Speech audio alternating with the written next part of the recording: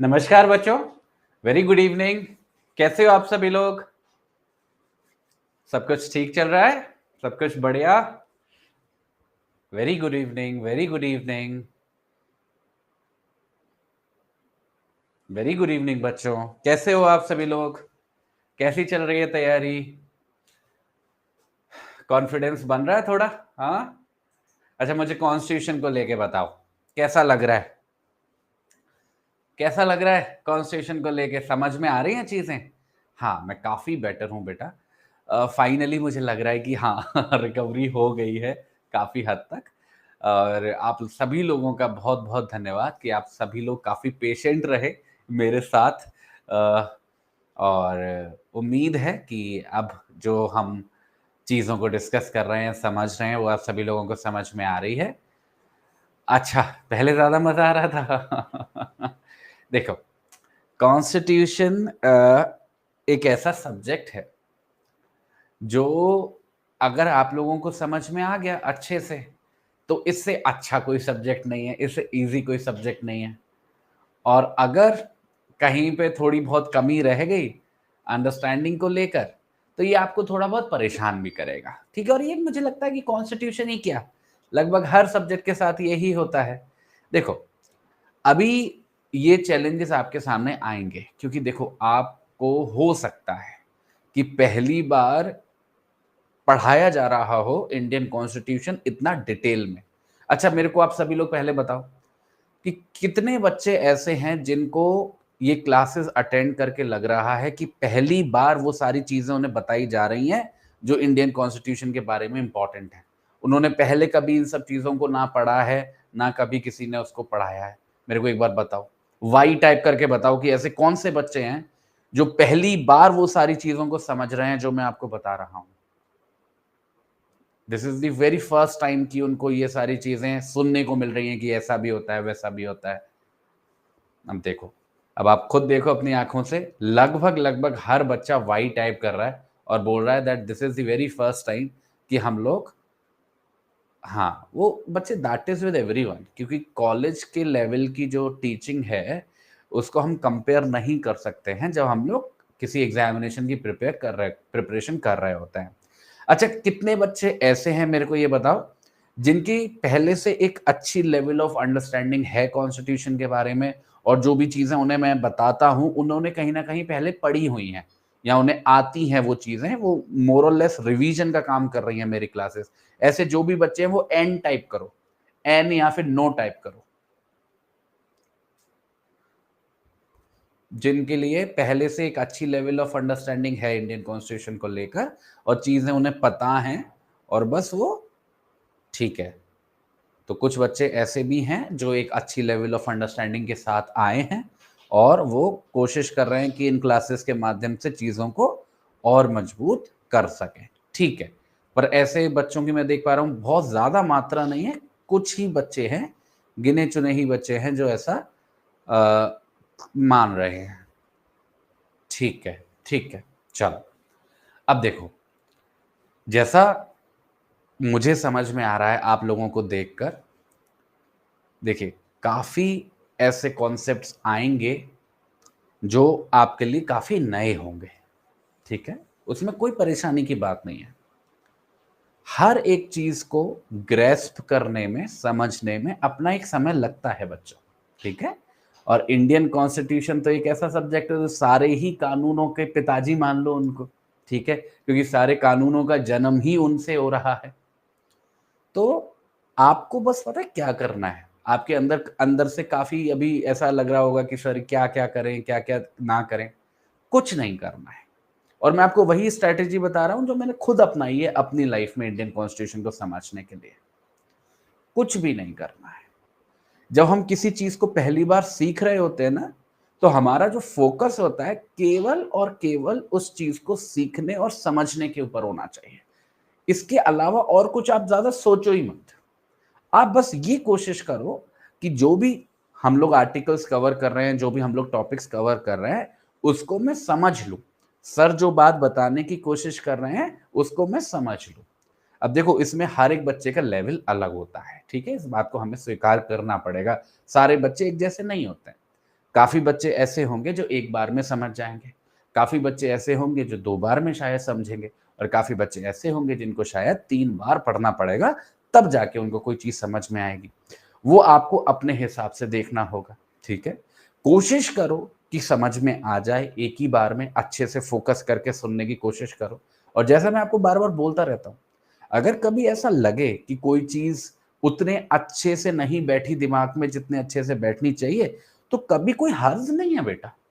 आप online platform पे हो और ऑनलाइन प्लेटफ़ॉर्म का सबसे बड़ा फ़ायदा ही यही है कि आप अपनी क्लासेस को एक्सेस कर सकते हो। सबसे बड़ा फ़ायदा ये है कि आप जब चाहें, जिस समय पे चाहें, अपने कम्फ़र्ट के हिसाब से किसी भी क्लास को एक्सेस कर सकते हो। तो अगर मानो मैंने कोई भी लेक्चर लिया और आपको उतना कॉन्फिडेंस नहीं आया उस टॉपिक को लेकर, तो दोबारा देख लो बेटा, कोई प्रॉब्लम नहीं है, कोई परेशानी नहीं है। क्योंकि सबसे ज़्यादा इम्पोर्टेंट है कि आपका वो कॉन्सेप्ट क्लियर होना चाहिए, ठीक है? क्योंकि अगर वहाँ पे कहीं कोई कमी रहेगी तो आपका ना वो कॉन्फिडेंस नहीं बनेगा। एग्ज़ाम के अंदर ना कॉन्फिडेंस का बहुत बड़ा रोल होता है। तो उसी हिसाब से कोई टेंशन नहीं है, कोशिश करो समझ में आ जाए, नहीं आता है तो सेशन को दोबारा देख लो, ठीक है? क्लियर है? अब बच्चे आते हैं आज के सेशन पर। आज का जो हमारा सेशन है उसके अंदर हम लोग कवर करने वाले हैं आर्टिकल 21 को, आर्टिकल 21 ए को, आर्टिकल 22 को। फिर जैसे ही हमारा आर्टिकल 22 तक पहुंचेंगे फिर कुछ कुछ केसेस को कवर करेंगे। उन केसेस को कवर करने के बाद हम लोग मूव करेंगे आर्टिकल 23 पे और फिर जाएंगे आर्टिकल 24 पे। अब देखो बच्चे, हम लोगों को थोड़ा सा स्पीड भी मेंटेन करना पड़ेगा, ठीक है? तो हम लोगों को अच्छे से समझना भी है, पर एक लेवल ऑफ स्पीड बना के भी चलना है जिससे हमारा समय से जो सारे टॉपिक्स हैं वो कवर हो जाए, सिलेबस हमारा खत्म हो जाए। क्योंकि देखो आज हो गई है 1 तारीख और ये महीना है हमारे पास, इस महीने में हमको कॉन्स्टिट्यूशन कंप्लीट करना है। तो बहुत एक अच्छे लेवल पे, और मतलब जब मैं बोलता हूँ ना कंप्लीट करना है, तो वो एक अच्छे लेवल ऑफ अंडरस्टैंडिंग के साथ कंप्लीट करना है। तो उसके लिए थोड़ी-सी मेहनत तो ज़्यादा लगेगी, पर कोई टेंशन नहीं है आपके लेवल पे। आप बस ध्यान दो कि चीज़ें जो कवर हो रही हैं, उनके साथ-साथ चलते रहो, ठीक है? और एक बच्चे का मेरे पास क्वेश्चन आ रहा था कल, वो बच्चा बोल रहा था कि सर मैं आपकी क्लास लेते-लेते नोट्स बनाने की कोशिश कर रहा हूँ, तो मैं ऐसा करूँ या ना करूँ? उसका सवाल था बच्चे का। देखिए बच्चे, कोई परेशानी नहीं है, आप नोट्स बनाना चाहते हो, आप नोट्स बनाओ, कोई प्रॉब्लम नहीं। देखो कोचिंग की तरफ से जो नोट्स मिल रहे हैं वो तो मिल रहे हैं, पर अपने नोट्स की भी एक अलग बात होती है और काफ़ी बच्चे कंफर्टेबल फ़ील करते हैं जब वो खुद नोट्स बनाते हैं। चलो आप सभी लोग बताओ, कितने बच्चे हैं आप लोगों में से जो चाहते हैं कि वो खुद से अपने हैंड रिटन नोट्स बनाएँ और केवल कोचिंग के नोट्स पे रिलाय ना करें, खुद से अपने नोट्स बनाना चाहते हैं, वही टाइप करें? अब देखो, आप में से ही कितने सारे बच्चे हैं जो चाहते हैं कि उनके खुद के हैंड रिटन नोट्स बने और कितने ऐसे बच्चे हैं जो चाहते हैं कि वो खुद के हैंड रिटन नोट्स ना बनाएं और जो उनको मटेरियल मिल रहा है उसी से काम चलाएं। ऐसे बच्चे एन टाइप करें जो कोचिंग के नोट्स पे रिलाय करना चाहते हैं और अपनी तरफ से समय को व्यर्थ नहीं करना चाहते हैं। ठीक है, तो कुछ बच्चे ऐसे भी हैं।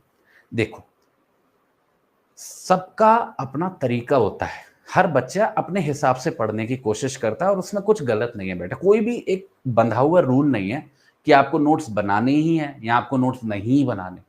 ये आप देख लो, आपको क्या लग रहा है कि आपको ज़रूरी है? अगर आपको लग रहा है कि आप खुद के जब तक नोट्स नहीं बनाओगे तब तक आपको कॉन्फिडेंस नहीं बनेगा, तो नोट्स बनाओ बेटा। क्योंकि आखिरी में कॉन्फिडेंस ही मैटर करता है, ठीक है? बट अगर आपको लग रहा है कि नोट्स नहीं बनाऊँगा मैं, अगर अभी समझ लूँ और बाद में जो मुझे मटेरियल मिलेगा उससे मैं काम चला लूँगा, आंसर लिख पाऊँगा एक अच्छा, तो उसमें भी कोई प्रॉब्लम परेशानी नहीं है।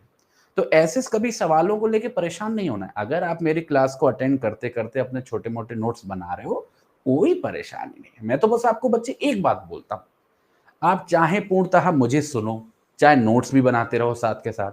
मेरी बस कोशिश ये रहती है कि मैं जो समझाने की कोशिश कर रहा हूँ, वो बच्चे तक पहुँचे।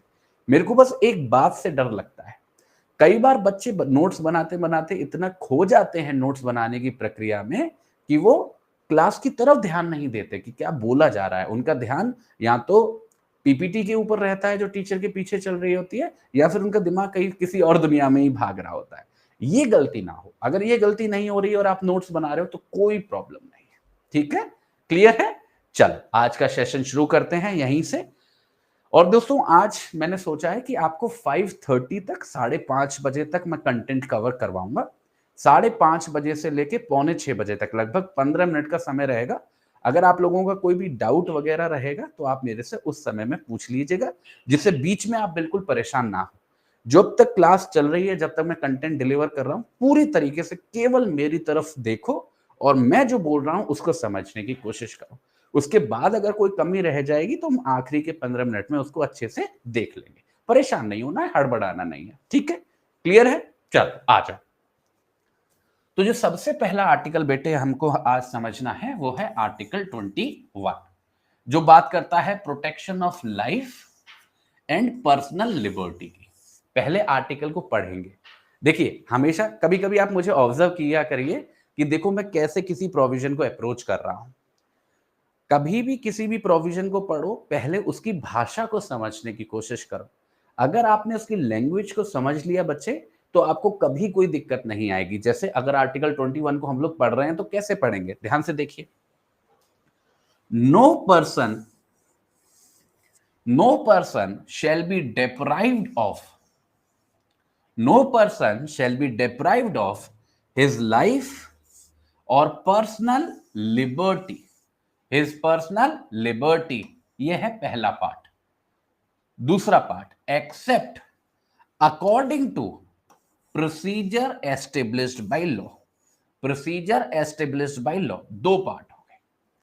पहला है मेन जो फंडामेंटल राइट है और दूसरा है उसका जो एक्सेप्शन है। बारी बारी से समझेंगे। सबसे पहले देखिए क्या लिखा हुआ है, नो पर्सन। नो पर्सन का मतलब क्या हुआ कि यहां पर फर्क नहीं पड़ता कि कोई व्यक्ति नागरिक है मतलब कि सिटीजन है, या फिर गैर नागरिक है मतलब कि नॉन सिटीजन है। ये दोनों के लिए ही अवेलेबल है। अब अवेलेबल है क्या ये समझते हैं। बोला जा रहा है कि किसी भी व्यक्ति को वंचित नहीं किया जाएगा, डिप्राइव नहीं किया जाएगा उसकी लाइफ से और उसकी पर्सनल लिबर्टी से। तो दो शब्द हैं दोस्तों, उसकी लाइफ से और उसकी पर्सनल लिबर्टी से। दोनों शब्दों को समझना जरूरी है अलग अलग। देखिए दोस्तों, जहां तक ये पहला शब्द है, ये जो लाइफ आप लिखा हुआ देख रहे हो, इसका मतलब क्या होता है। देखिए, एक तो लाइफ को हम इस तरीके से इंटरप्रेट कर सकते हैं जैसे कि मैं यहाँ पे खड़ा हूं, आप सभी लोगों को देख पा रहा हूं, यहाँ पे सांस ले रहा हूं, मेरा दिल धड़क रहा है, बाकी के जो मेरे बॉडी पार्ट्स हैं वो काम कर रहे हैं, तो मतलब कि मैं जिंदा हूं, राइट? मैं अलाइव हूं, तो मेरी लाइफ है। एक तो तरीका बच्चे ये होता है इंटरप्रेट करने का। पर आर्टिकल 21 के अंदर ये मतलब नहीं है लाइफ का कि मैं यहाँ पे जिंदा खड़ा हूं तो मैं लाइफ जी रहा हूं, नहीं बेटा। आर्टिकल 21 थोड़ा सा डीप जाता है।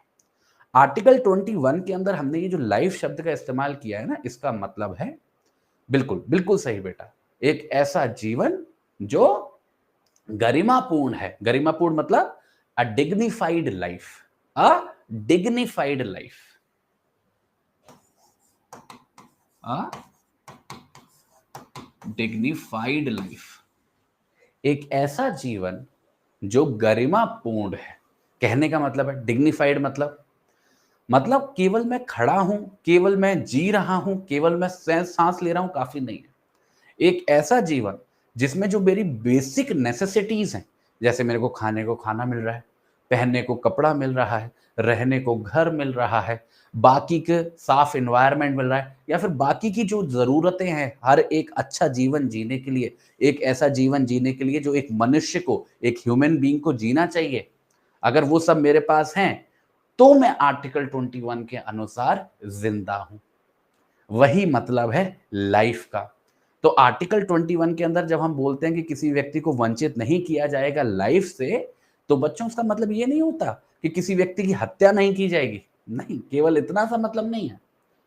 इसमें ऐसी सिचुएशंस भी इंक्लूड होती हैं जैसे कि किसी व्यक्ति से आप वो जरूरतें नहीं छीनोगे जो जरूरतें उसके पास होनी चाहिए एक डिग्निफाइड लाइफ जीने के लिए।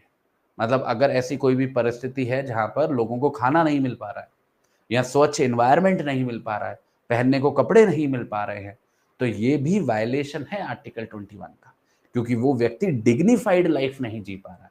आर्टिकल 21 का वायलेशन केवल तब नहीं होगा जब आप किसी को मार दोगे, किसी की हत्या कर दोगे। समझ में आ गई ये बात? ये है लाइफ का मतलब।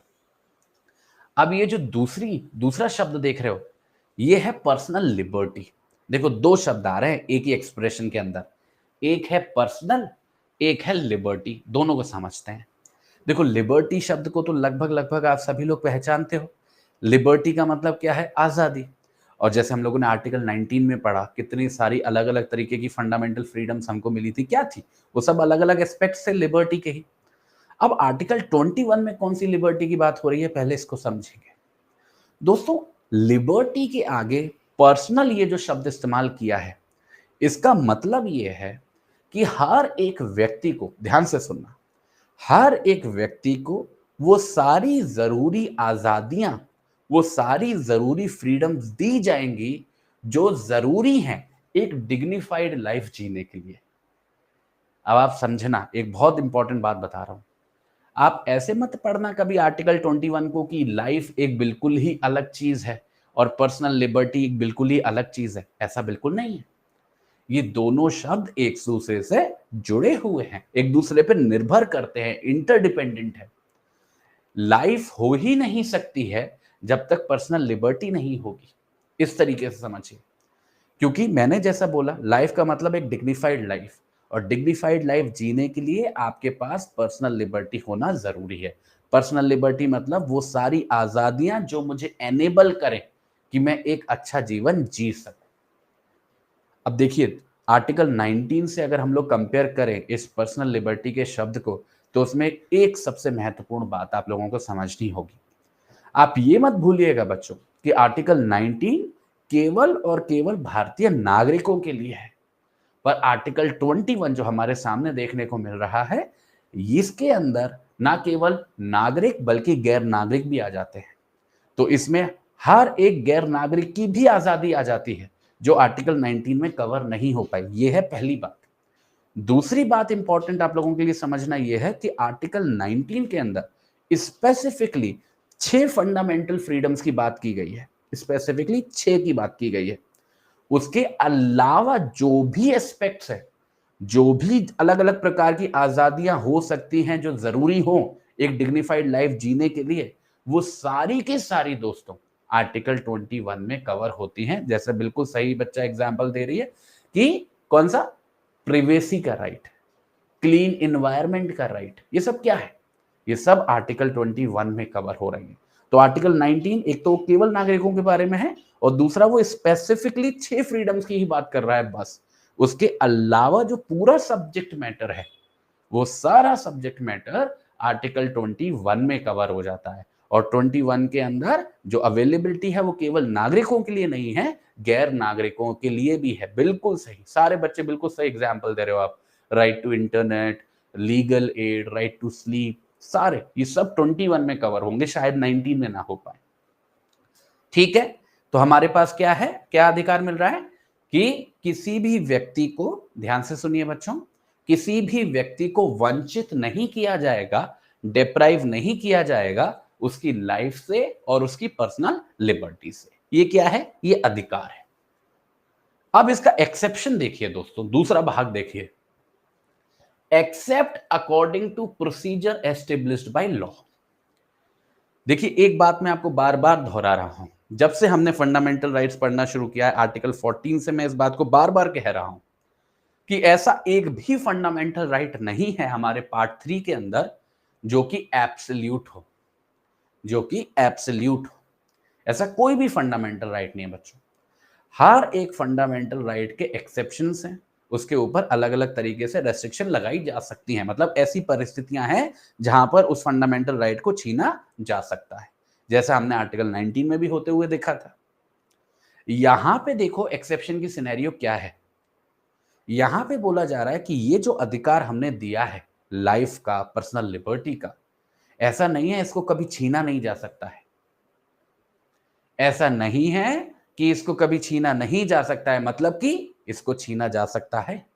राज्य के पास ये पावर है कि वो उस अधिकार को छीन सकती है। पर पर बड़े ध्यान से सुनिएगा,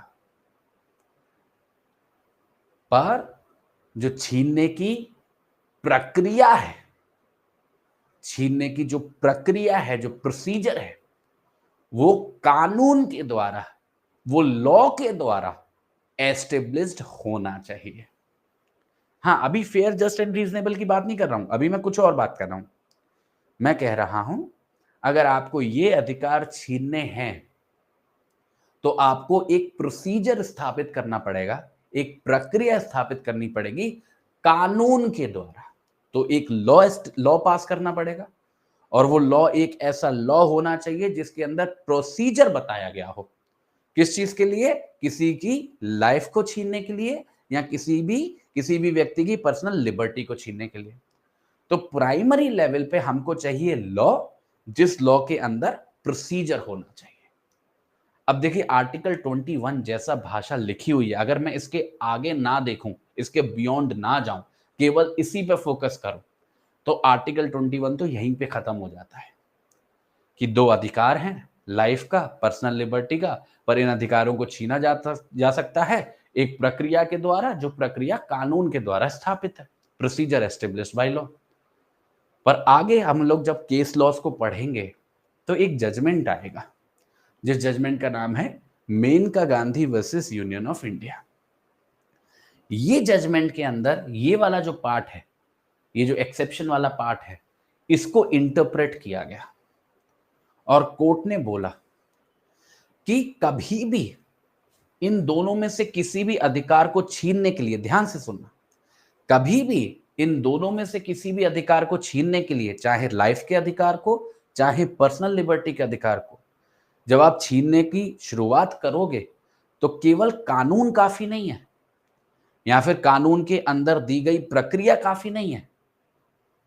वो जो प्रक्रिया है, वो जो प्रक्रिया आपने कानून के अंदर बताई है, वो प्रक्रिया भी फेयर, जस्ट एंड रीजनेबल होनी चाहिए।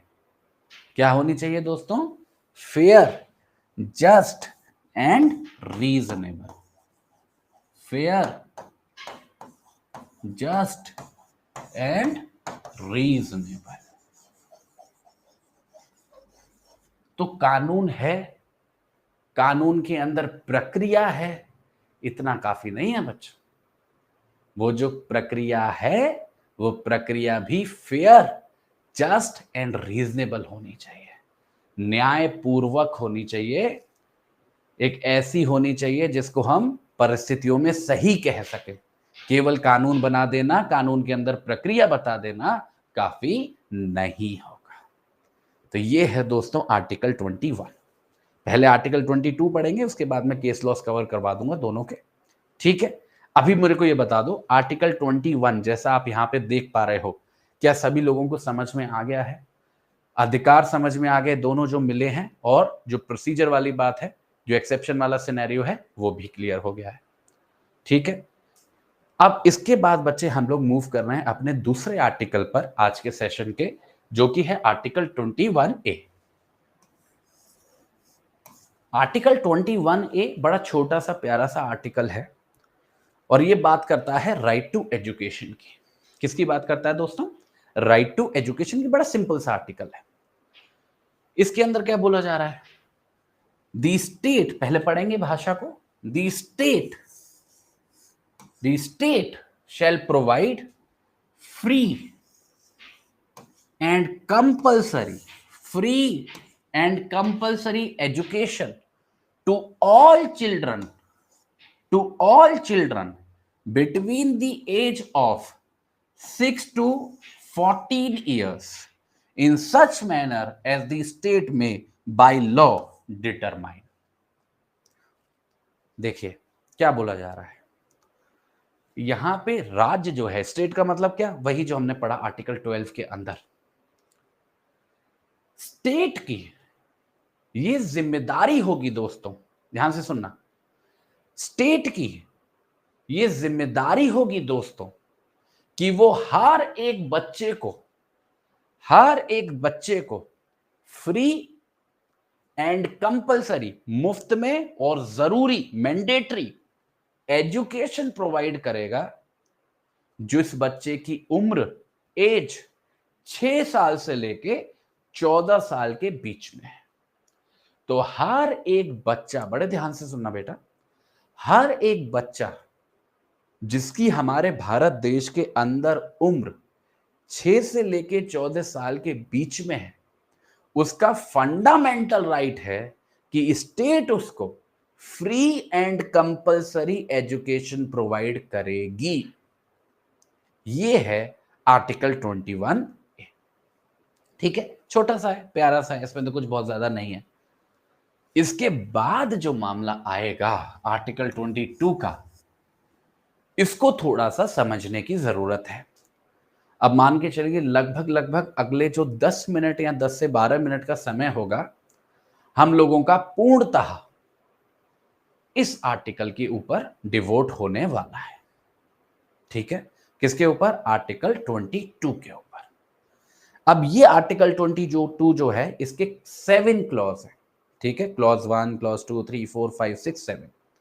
इसमें क्लॉज 1 और क्लॉज 2 जो सबसे पहले हम लोग पढ़ेंगे, वो जनरल क्लॉज है, वो हर एक व्यक्ति पे लागू होते हैं।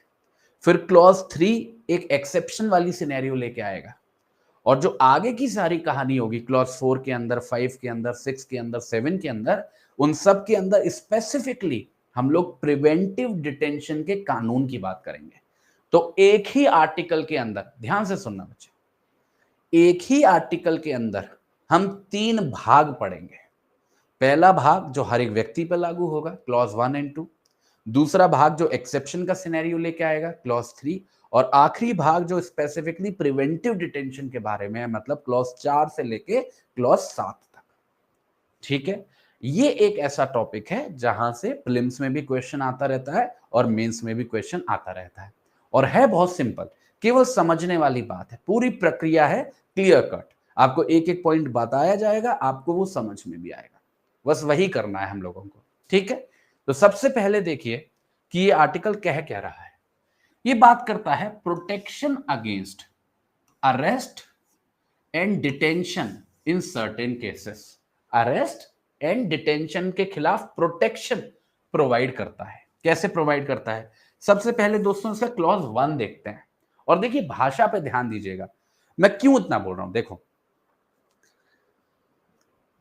हमेशा ये कोशिश करो कि आप इतने सक्षम हो जाओ कि आप खुद से कल को आगे चल के अपना बेयर एक्ट पढ़ पाओ, आपको किसी पे निर्भर ना रहना पड़े, ना ही मुझ पर, ना ही अन्य किसी टीचर पर।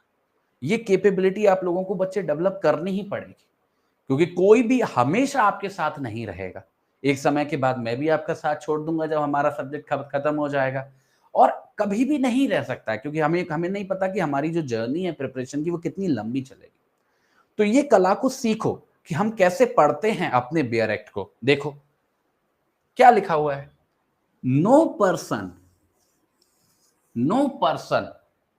Who is arrested, no person who is arrested shall be detained in custody, shall be detained in custody without being informed, without being informed as soon as may be of the grounds, of the grounds for such arrest।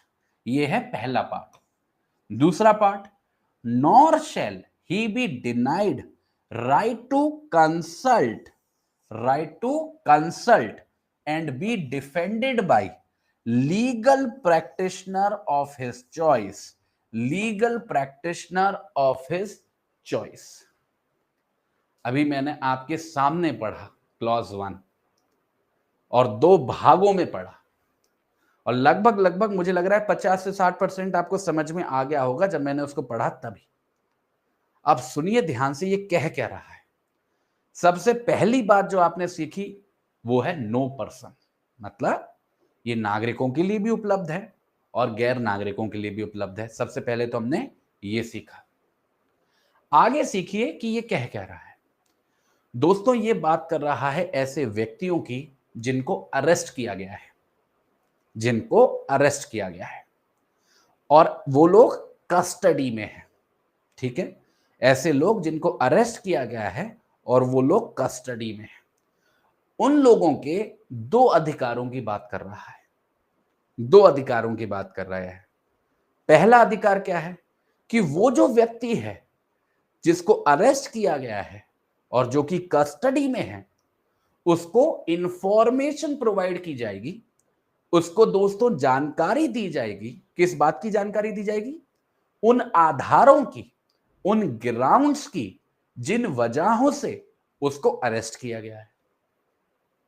तो अगर आपने किसी भी व्यक्ति को arrest किया है, अपनी इस कस्टडी में रखा है, किसी भी कानून के अंदर फर्क नहीं पड़ता, सबसे पहली आपकी जिम्मेदारी है कि आप उस व्यक्ति को बताएं कि आपने उसको किन आधारों पे अरेस्ट किया है, मतलब कि आसान भाषा में बोलूं तो क्यों अरेस्ट किया है।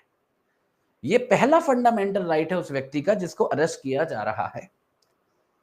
दूसरा अधिकार यह है कि वो जो व्यक्ति जिसको अरेस्ट किया गया है और वो जो कस्टडी में है, उसके पास ये अधिकार होगा कि वो कंसल्ट कर सकेगा, लीगल एडवाइस ले सकेगा अपने वकील साहब से, लीगल प्रैक्टिशनर से, जो भी उनके वकील साहब हो, जो भी उनको समझ में आए।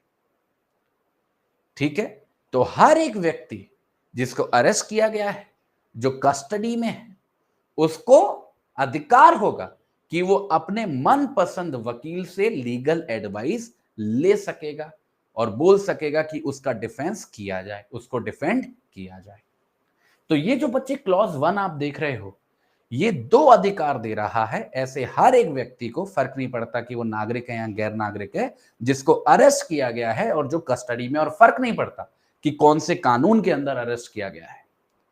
उसके पास ये अधिकार है कि उसे ग्राउंड्स के संबंध में इंफॉर्मेशन दी जाएगी और उसको कंसल्ट करने की लिबर्टी दी जाएगी किसी भी लीगल प्रैक्टिशनर को जो उसे समझ में आए। ये है दोस्तों सबसे आसान क्लॉज 1, पहला लेवल। अब दोस्तों मैं लेके चलता हूं आप लोगों को क्लॉज 2 पर। ध्यान से देखिएगा ये क्या कह रहा है। ये कह रहा है कि हर एक व्यक्ति जिसको, वही लैंग्वेज है देखो, जिसको अरेस्ट किया गया है और जो व्यक्ति कस्टडी में है, उसको प्रोड्यूस किया जाएगा नियरेस्ट मजिस्ट्रेट के पास 24 घंटों के अंदर, 24 आवर्स के अंदर। पर एक बात ध्यान रखिएगा, इन 24 आवर्स को काउंट करने में हम उस समय को निकाल देंगे जो समय खर्च हुआ है उस जर्नी के ऊपर, जो जर्नी हुई अरेस्ट होने की जगह से लेके मजिस्ट्रेट के पास जाने तक की। इस जर्नी के टाइम को हम दोस्तों क्या कर देंगे? एक्सक्लूड कर देंगे। अब इसका दूसरा भाग है। दूसरा भाग कहता है कि किसी भी ऐसे व्यक्ति को हम डिटेन करके नहीं रखेंगे, कस्टडी में नहीं रखेंगे 24 घंटों से ज्यादा, जब तक ऐसा करने की हमें अथॉरिटी ना मिल जाए मजिस्ट्रेट साहब से। जब तक ऐसा करने की अथॉरिटी ना मिल जाए मजिस्ट्रेट साहब से। समझ में आ गई बात? तो यहां पर भी दो बातें हो रही हैं, पर ये दोनों ही बातें ऐसे ही व्यक्ति के संबंध में हो रही हैं जिसको अरेस्ट किया गया है और जो कि कस्टडी में है। सबसे पहली जो बात बोली जा रही है वो ये बोली जा रही है कि जो व्यक्ति को अरेस्ट किया है आपने, आपके पास 24 घंटों का समय है, 24 आवर्स का टाइम है कि आप उस व्यक्ति को लेकर नियरेस्ट मजिस्ट्रेट के पास उसको पेश करेंगे। 24 आवर्स का टाइम है, और ये जो टाइम लिमिट है 24 आवर्स की, इसमें दोस्तों वो समय काउंट नहीं होगा जो समय लगेगा किसी व्यक्ति को उसकी अरेस्ट होने की जगह से लेकर कोर्ट के पास, मजिस्ट्रेट के पास ले जाने तक में। तो मानो किसी व्यक्ति को कहीं एक जगह पे अरेस्ट किया गया और वाई जगह पे मजिस्ट्रेट साहब बैठते हैं, तो जो जर्नी में टाइम जाएगा, जितना भी जाएगा, उसको हम काउंट नहीं करते 24 आवर्स के अंदर। उसको निकाल कर 24 घंटों के अंदर ऐसे व्यक्ति को आपको मजिस्ट्रेट साहब के पास पेश करना है। और ये फंडामेंटल राइट है बच्चों। हम ये कोई नियम कानून नहीं पढ़ रहे हैं, कोई प्रोसीजर नहीं पढ़ रहे हैं, ये फंडामेंटल राइट है उस व्यक्ति का जिसको आपने अरेस्ट किया है। और इतना ही नहीं दोस्तों, इसका दूसरा पार्ट देखिए, ऐसा कोई भी व्यक्ति जिसको अरेस्ट किया है, जिसको कस्टडी में रखा हुआ है, ऐसे किसी भी व्यक्ति को आप 24 घंटों से ज्यादा कस्टडी में नहीं रख सकते जब तक कि ऐसा करने के लिए आपको अथॉरिटी ना मिल जाए। जब तक कि ऐसा करने के लिए आपको अथॉरिटी ना मिल जाए दोस्तों मजिस्ट्रेट साहब से। समझ में आई बात? तो मैक्सिमम आप किसी व्यक्ति को अरेस्ट करने के बाद जो अपनी कस्टडी में रख सकते हो उसकी टाइम लिमिट है 24 आवर्स, 24 घंटे। अगर उससे ज्यादा आपको किसी व्यक्ति को कस्टडी में रखना है तो आप तभी रख पाओगे बच्चों जब ऐसा करने की अथॉरिटी या परमिशन आपको मिल जाएगी मजिस्ट्रेट साहब से। क्लियर है? तो दो बातें, किसी भी व्यक्ति को जिसको अरेस्ट किया है आपको 24 घंटों के अंदर मजिस्ट्रेट साहब के सामने लेके जाना है, और दूसरी बात कि जिस भी व्यक्ति को अरेस्ट किया है उसको 24 घंटों से ज्यादा आप कस्टडी में नहीं रख पाओगे जब तक कि ऐसा करने की अथॉरिटी आपको ना मिल जाए मजिस्ट्रेट साहब से। बस ये दो बातें हैं, ठीक है? ये हो गया आपका क्लॉज 2। अब मैंने आपको बताया था शुरू में तीन भाग हैं आर्टिकल 22 के। क्लॉज 1 और क्लॉज 2 जो सबसे पहला भाग है ये सब पे अप्लाई होता है, हर एक व्यक्ति पे, चाहे वो नागरिक हो चाहे गैर नागरिक हो, आप जैसे मेरे जैसे लोगों पर। अब हम दो लोग दूसरे पार्ट पे जा रहे हैं, आर्टिकल 22 के दूसरे पार्ट पे जा रहे हैं जो कि एक्सेप्शन वाला पार्ट है, मतलब कि क्लॉज 3। क्लॉज 3 दोस्तों कहता है कि जो भी अधिकार अभी हम लोगों ने पढ़े क्लॉज 1 के अंदर या क्लॉज 2 के अंदर, कौन से अधिकार पढ़े याद करो जरा। क्लॉज 2 के अंदर तो अभी पढ़ा मजिस्ट्रेट के सामने ले जाने वाला अधिकार। क्लॉज 1 के अंदर वो इंफॉर्मेशन ग्राउंड्स की उसका अधिकार हम लोगों ने पढ़ा, कंसल्ट करने का लीगल प्रैक्टिशनर को। क्लॉज 3 कह रहा है कि जो भी अधिकार हमने अभी क्लॉज 1 एंड 2 के अंदर पढ़े वो अप्लाई नहीं होंगे। किस किस पर? A, to any person who for the time being is an enemy alien, who for the time being is an enemy alien।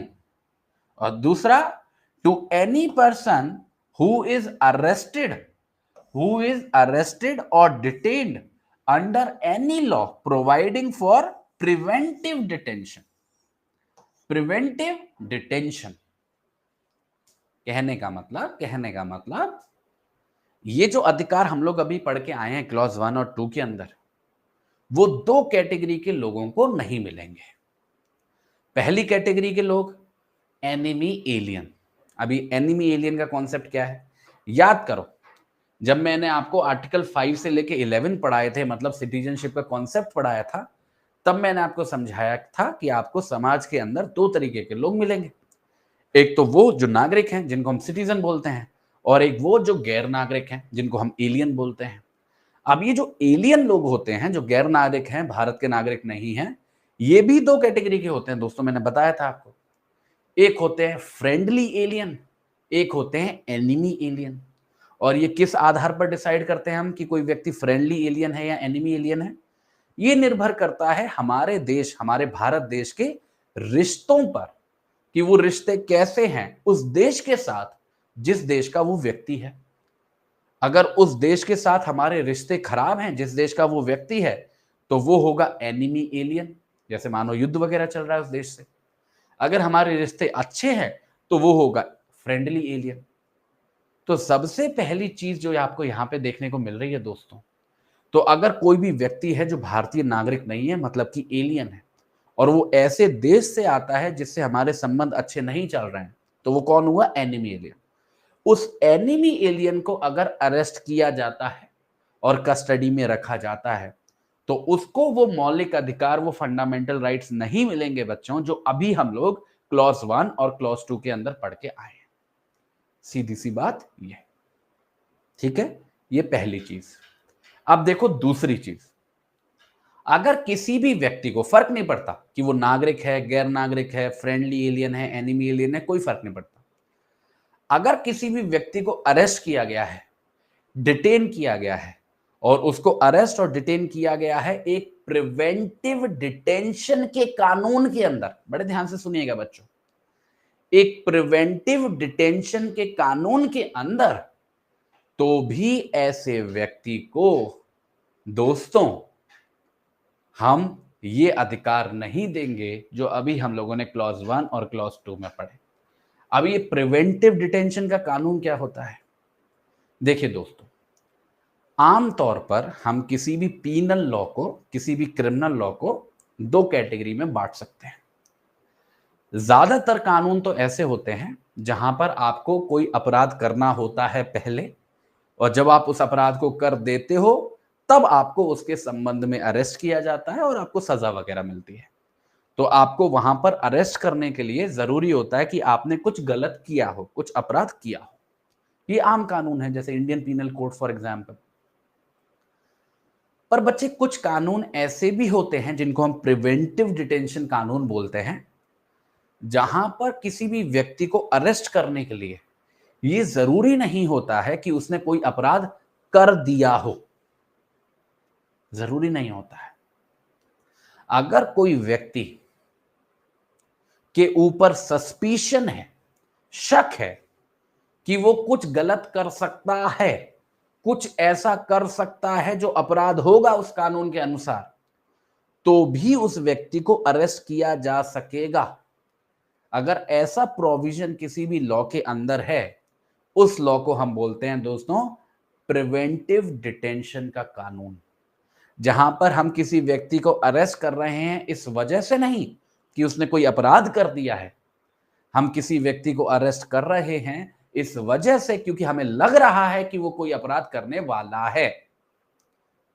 तो जिस भी कानून के अंदर ऐसा कोई प्रावधान होगा उसको हम बोलते हैं प्रिवेंटिव डिटेंशन का कानून।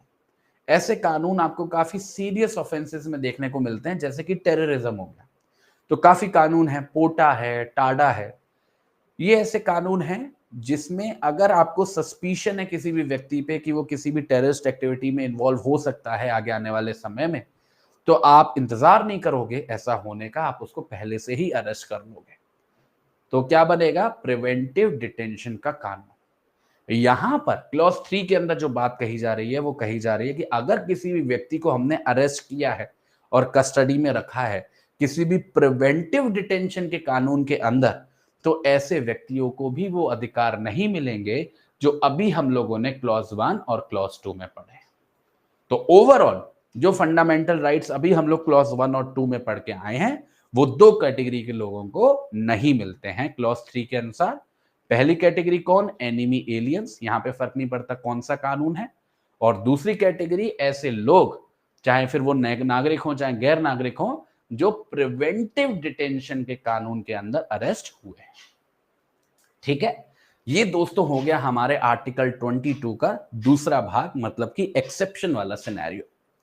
अब इसी के साथ हम लोग मूव करेंगे अपने तीसरे भाग पर, जो कि प्रिवेंटिव डिटेंशन के ही बारे में। यही जो प्रिवेंटिव डिटेंशन की अभी हमने छोटी सी चर्चा करी, उसी के संबंध में है बाकी के सारे क्लॉजेस, चाहे वो क्लॉज 4 हो, क्लॉज 5 हो, क्लॉज 6 हो या क्लॉज 7 हो। और बहुत सिंपल है, केवल प्रक्रिया है, समझने वाली बातें हैं। तो बहुत ध्यान से सुनिएगा, बहुत ध्यान से समझिएगा। जहां तक दोस्तों क्लॉज 4 की बात है, इसको देखते हैं, पहले इसकी भाषा को समझने की कोशिश करते हैं। और देखिए, कई बार ऐसा होता होगा आप लोगों के साथ भी, जब आप देखते होगे कि कोई भी सेक्शन है या कोई भी आर्टिकल है या कोई भी प्रोविजन है, वो अगर ज्यादा बड़ा है तो आप घबरा जाते होगे कि सर ये तो कितना सारा लिखा हुआ है और सब एक दूसरे से जुड़ा हुआ है, कुछ समझ में ही नहीं आ रहा है। 4 लाइन समझ में आई, फिर आगे क्या लिखा हुआ है वो समझ में नहीं आ रहा है। और ये काफी कॉमन चीज है बेटा। कभी भी अगर ऐसी दिक्कत आया करे ना कि बहुत लंबा सा प्रोविजन आ गया, जैसा अभी हम 4 पढ़ने जा रहे हैं, कुछ नहीं करना होता, उसको टुकड़ों में बांटो। मैं तो देखो छोटे से छोटे प्रोविजन को भी टुकड़ों में बांटता हूँ। 4 लाइन का भी होता है ना, उसको भी 2 टुकड़ों में बांट देता हूँ। तो जितना बड़ा उतने ज्यादा टुकड़े करो। कैसे करोगे? देखो, जैसे क्लॉज 4 है, कह रहा है no law providing for preventive detention shall authorize the detention of a person for a longer period than 3 months, for a longer period than 3 months, unless an advisory board, ये पहला भाग हो गया। अब दूसरा भाग पढ़ रहे हैं। an advisory consisting of persons who are or have been qualified to be appointed to as judges of a high court has reported before the expiration of the said period of 3 months that there is in its opinion sufficient cause for such detention।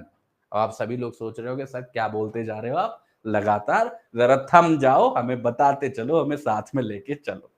देखो कुछ नहीं कह रहा है, भाषा ऐसी इस्तेमाल करते हैं ना कि बच्चा सोचता है पता नहीं क्या ही बोल रहे हैं, कितनी आसान भाषा, कितनी आसान बात बोल रहे हैं। देखो क्या कह रहे हैं, वो कह रहे हैं कि ये नियम होगा।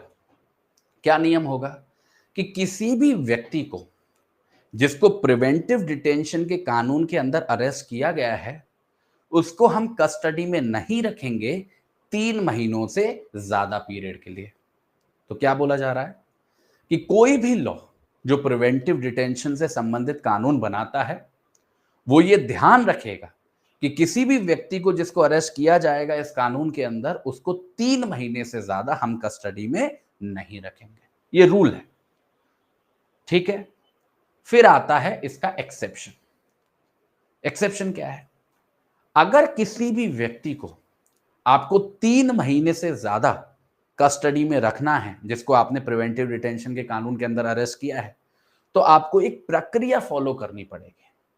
आपको एक प्रक्रिया फॉलो करनी पड़ेगी और वो प्रक्रिया क्या होगी, एक एडवाइजरी बोर्ड बनाया जाएगा। एक एडवाइजरी बोर्ड बनाया जाएगा जिसमें ऐसे लोग बैठेंगे जो हाई कोर्ट के जजेस बनने की क्वालिफिकेशन रखते हैं। जरूरी नहीं है कि वो हाई कोर्ट के जजेस हों, उनकी क्वालिफिकेशंस वही हों जो एक हाई कोर्ट के जज बनने के लिए चाहिए। ठीक है, तो एक एडवाइजरी बोर्ड बनेगा जिसमें ऐसे लोग बैठेंगे जो कॉम्पिटेंट हैं हाई कोर्ट के जज बनने के। ये जो एडवाइजरी बोर्ड है ये रिपोर्ट दाखिल करेगा और उस रिपोर्ट के अंदर दोस्तों ये लिखेगा कि किसी भी व्यक्ति के संबंध में सफिशिएंट रीजन है, सफिशिएंट कॉज है कि उस व्यक्ति को 3 महीने से ज्यादा कस्टडी में रखा जाए। जब ये रिपोर्ट दाखिल हो जाएगी एडवाइजरी बोर्ड के द्वारा तभी जाके आप किसी व्यक्ति को जिसको प्रिवेंटिव डिटेंशन के कानून के अंदर आपने अरेस्ट किया है तब उसको 3 महीने से ज्यादा की पीरियड के लिए आप कस्टडी में रख पाओगे। और ये जो सारी प्रक्रिया है बोर्ड कॉन्स्टिट्यूट होने की, उसके रिपोर्ट दाखिल होने की, ये सारी प्रक्रिया जो ओरिजिनल 3 महीने का पीरियड है उसी के अंदर पूरी हो जानी चाहिए। ऐसा नहीं है 3 महीने पूरे हो गए उसके बाद ये सब हो रहा है। आपको अगर 3 महीने से ज्यादा रखना है कस्टडी में तो 3 महीने पूरे होने से पहले ही ये रिपोर्ट दाखिल हो जानी चाहिए। तो क्या बातें हमने पढ़ी हैं बच्चे अभी तक कि नॉर्मल जो टाइम लिमिट है वो है 3 महीने की, कि 3 महीने से ज्यादा हम किसी को कस्टडी में नहीं रखेंगे। अगर रखना है तो एडवाइजरी बोर्ड एक रिपोर्ट दाखिल करेगा जिसमें वो ये बताएगा कि क्या सफिशिएंट कॉज है कि उसको 3 महीने से ज्यादा जेल में रखा जाना चाहिए, कस्टडी में रखा जाना चाहिए। अभी कंप्लीट नहीं हुआ है, अभी बस इतना ही हुआ है। अब देखिए इसके आगे का, फिर आता है प्रोवाइजो। यहां पे बोला जा रहा है कि किसी भी परिस्थिति में provided that nothing in this sub clause shall authorise the detention of any person beyond the maximum period prescribed by any law made by parliament under clause 7 sub clause B. देखिए आप देखो नॉर्मल रूल क्या है कि 3 महीने तक किसी व्यक्ति को आप कस्टडी में रख सकते हो, पर 3 महीने से ज्यादा रख पाओगे अगर एडवाइजरी बोर्ड रिपोर्ट दे दे। पर दोस्तों पार्लियामेंट को, ध्यान से सुनना, पार्लियामेंट को इसी आर्टिकल 22 के क्लॉज 7 के अंदर, जिसको अभी हम आगे पढ़ेंगे, क्लॉज 7 के सब क्लॉज बी के अंदर एक पावर दी गई है कि पार्लियामेंट कानून बना के ये बता सकता है कि किसी भी व्यक्ति की जो प्रिवेंटिव डिटेंशन के कानून के अंदर अरेस्ट हुआ है उसको कस्टडी में रखने की मैक्सिमम पीरियड क्या होगा। मैक्सिमम मतलब ज्यादा से ज्यादा, चाहे एडवाइजरी बोर्ड भी अपनी रिपोर्ट दाखिल कर दे, सब कुछ हो जाए, ज्यादा से ज्यादा किसी व्यक्ति को कितने लंबे समय तक के लिए आप कस्टडी में रख पाओगे, ये प्रक्रिया, ये जो लिमिट है, ये पार्लियामेंट प्रोवाइड कर सकता है कानून बनाकर।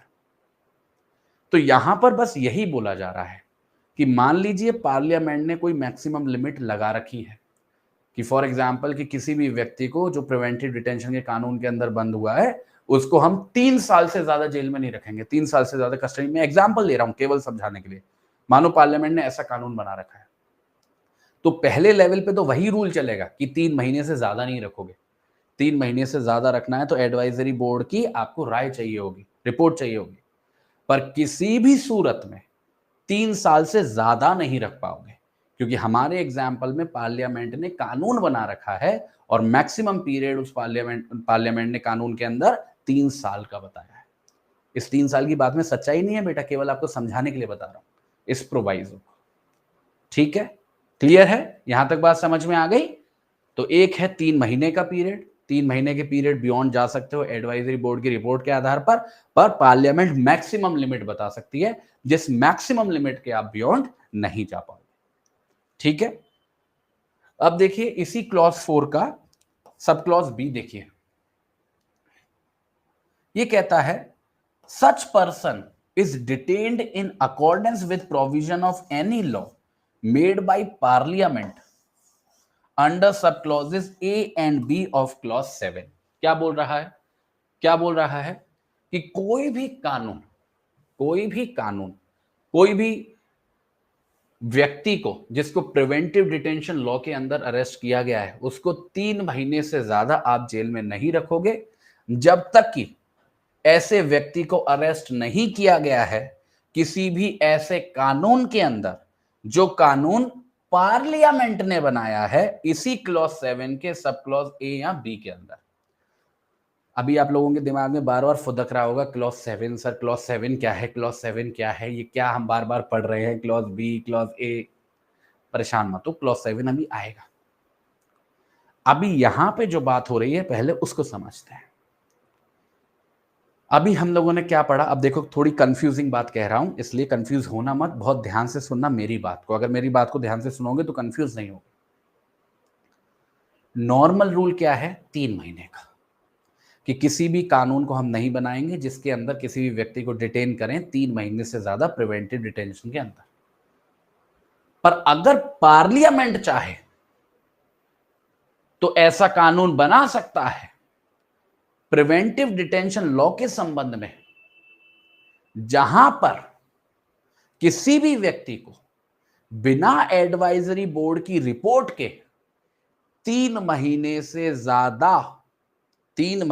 ज्यादा कस्टडी में रखा जा सकेगा। ये पार्लियामेंट कर सकता है, ये पार्लियामेंट कर सकता है लॉ बनाकर। तो अगर पार्लियामेंट ने कोई ऐसा लॉ बना दिया और उस लॉ के अंदर लिख दिया कि किसी व्यक्ति को जिसको अरेस्ट किया जाएगा उसको हम कस्टडी में रख सकेंगे फॉर एग्जाम्पल 5 महीने के लिए, तो वो कानून ठीक है, क्योंकि पार्लियामेंट के पास ये पावर है कि वो 3 महीने से ज्यादा समय के लिए भी रख सकती है कस्टडी में बिना एडवाइजरी बोर्ड की रिपोर्ट के।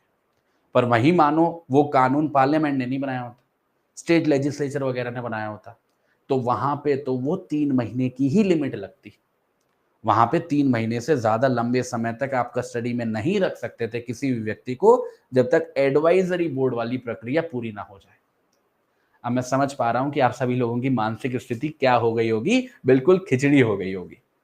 इसलिए अब जो मैं कहूंगा अगले 1 मिनट के अंदर उसे बहुत ध्यान से सुनना और बहुत ध्यान से समझना। ठीक है, देखो सबसे पहला रूल, जनरल रूल ये है कि किसी भी व्यक्ति को जिसको प्रिवेंटिव डिटेंशन के कानून के अंदर अरेस्ट किया गया है उसको 3 महीने से ज्यादा हम लोग कस्टडी में नहीं रखेंगे। कहने का मतलब है कोई भी ऐसा कानून नहीं बनाया जाएगा जिस कानून के अंदर किसी भी व्यक्ति को कस्टडी में रख सकें 3 महीने से ज्यादा पीरियड के लिए प्रिवेंटिव डिटेंशन के अंदर। ये पहला नियम है।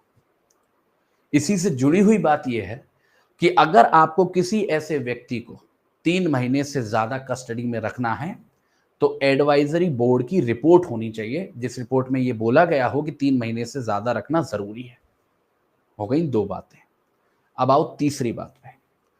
पार्लियामेंट अगर चाहे तो कानून बनाकर मैक्सिमम पीरियड बता सकती है कि मैक्सिमम पीरियड के लिए, मैक्सिमम पीरियड कितना होगा जिस समय के लिए आप किसी भी व्यक्ति को प्रिवेंटिव डिटेंशन के कानून के अंदर रख सकते हो। मैक्सिमम पीरियड 3 महीना तो चलो वो आपका पहला बेंचमार्क हो गया, मैक्सिमम कितना होगा पार्लियामेंट कानून बनाएगी। तीनों की बातें।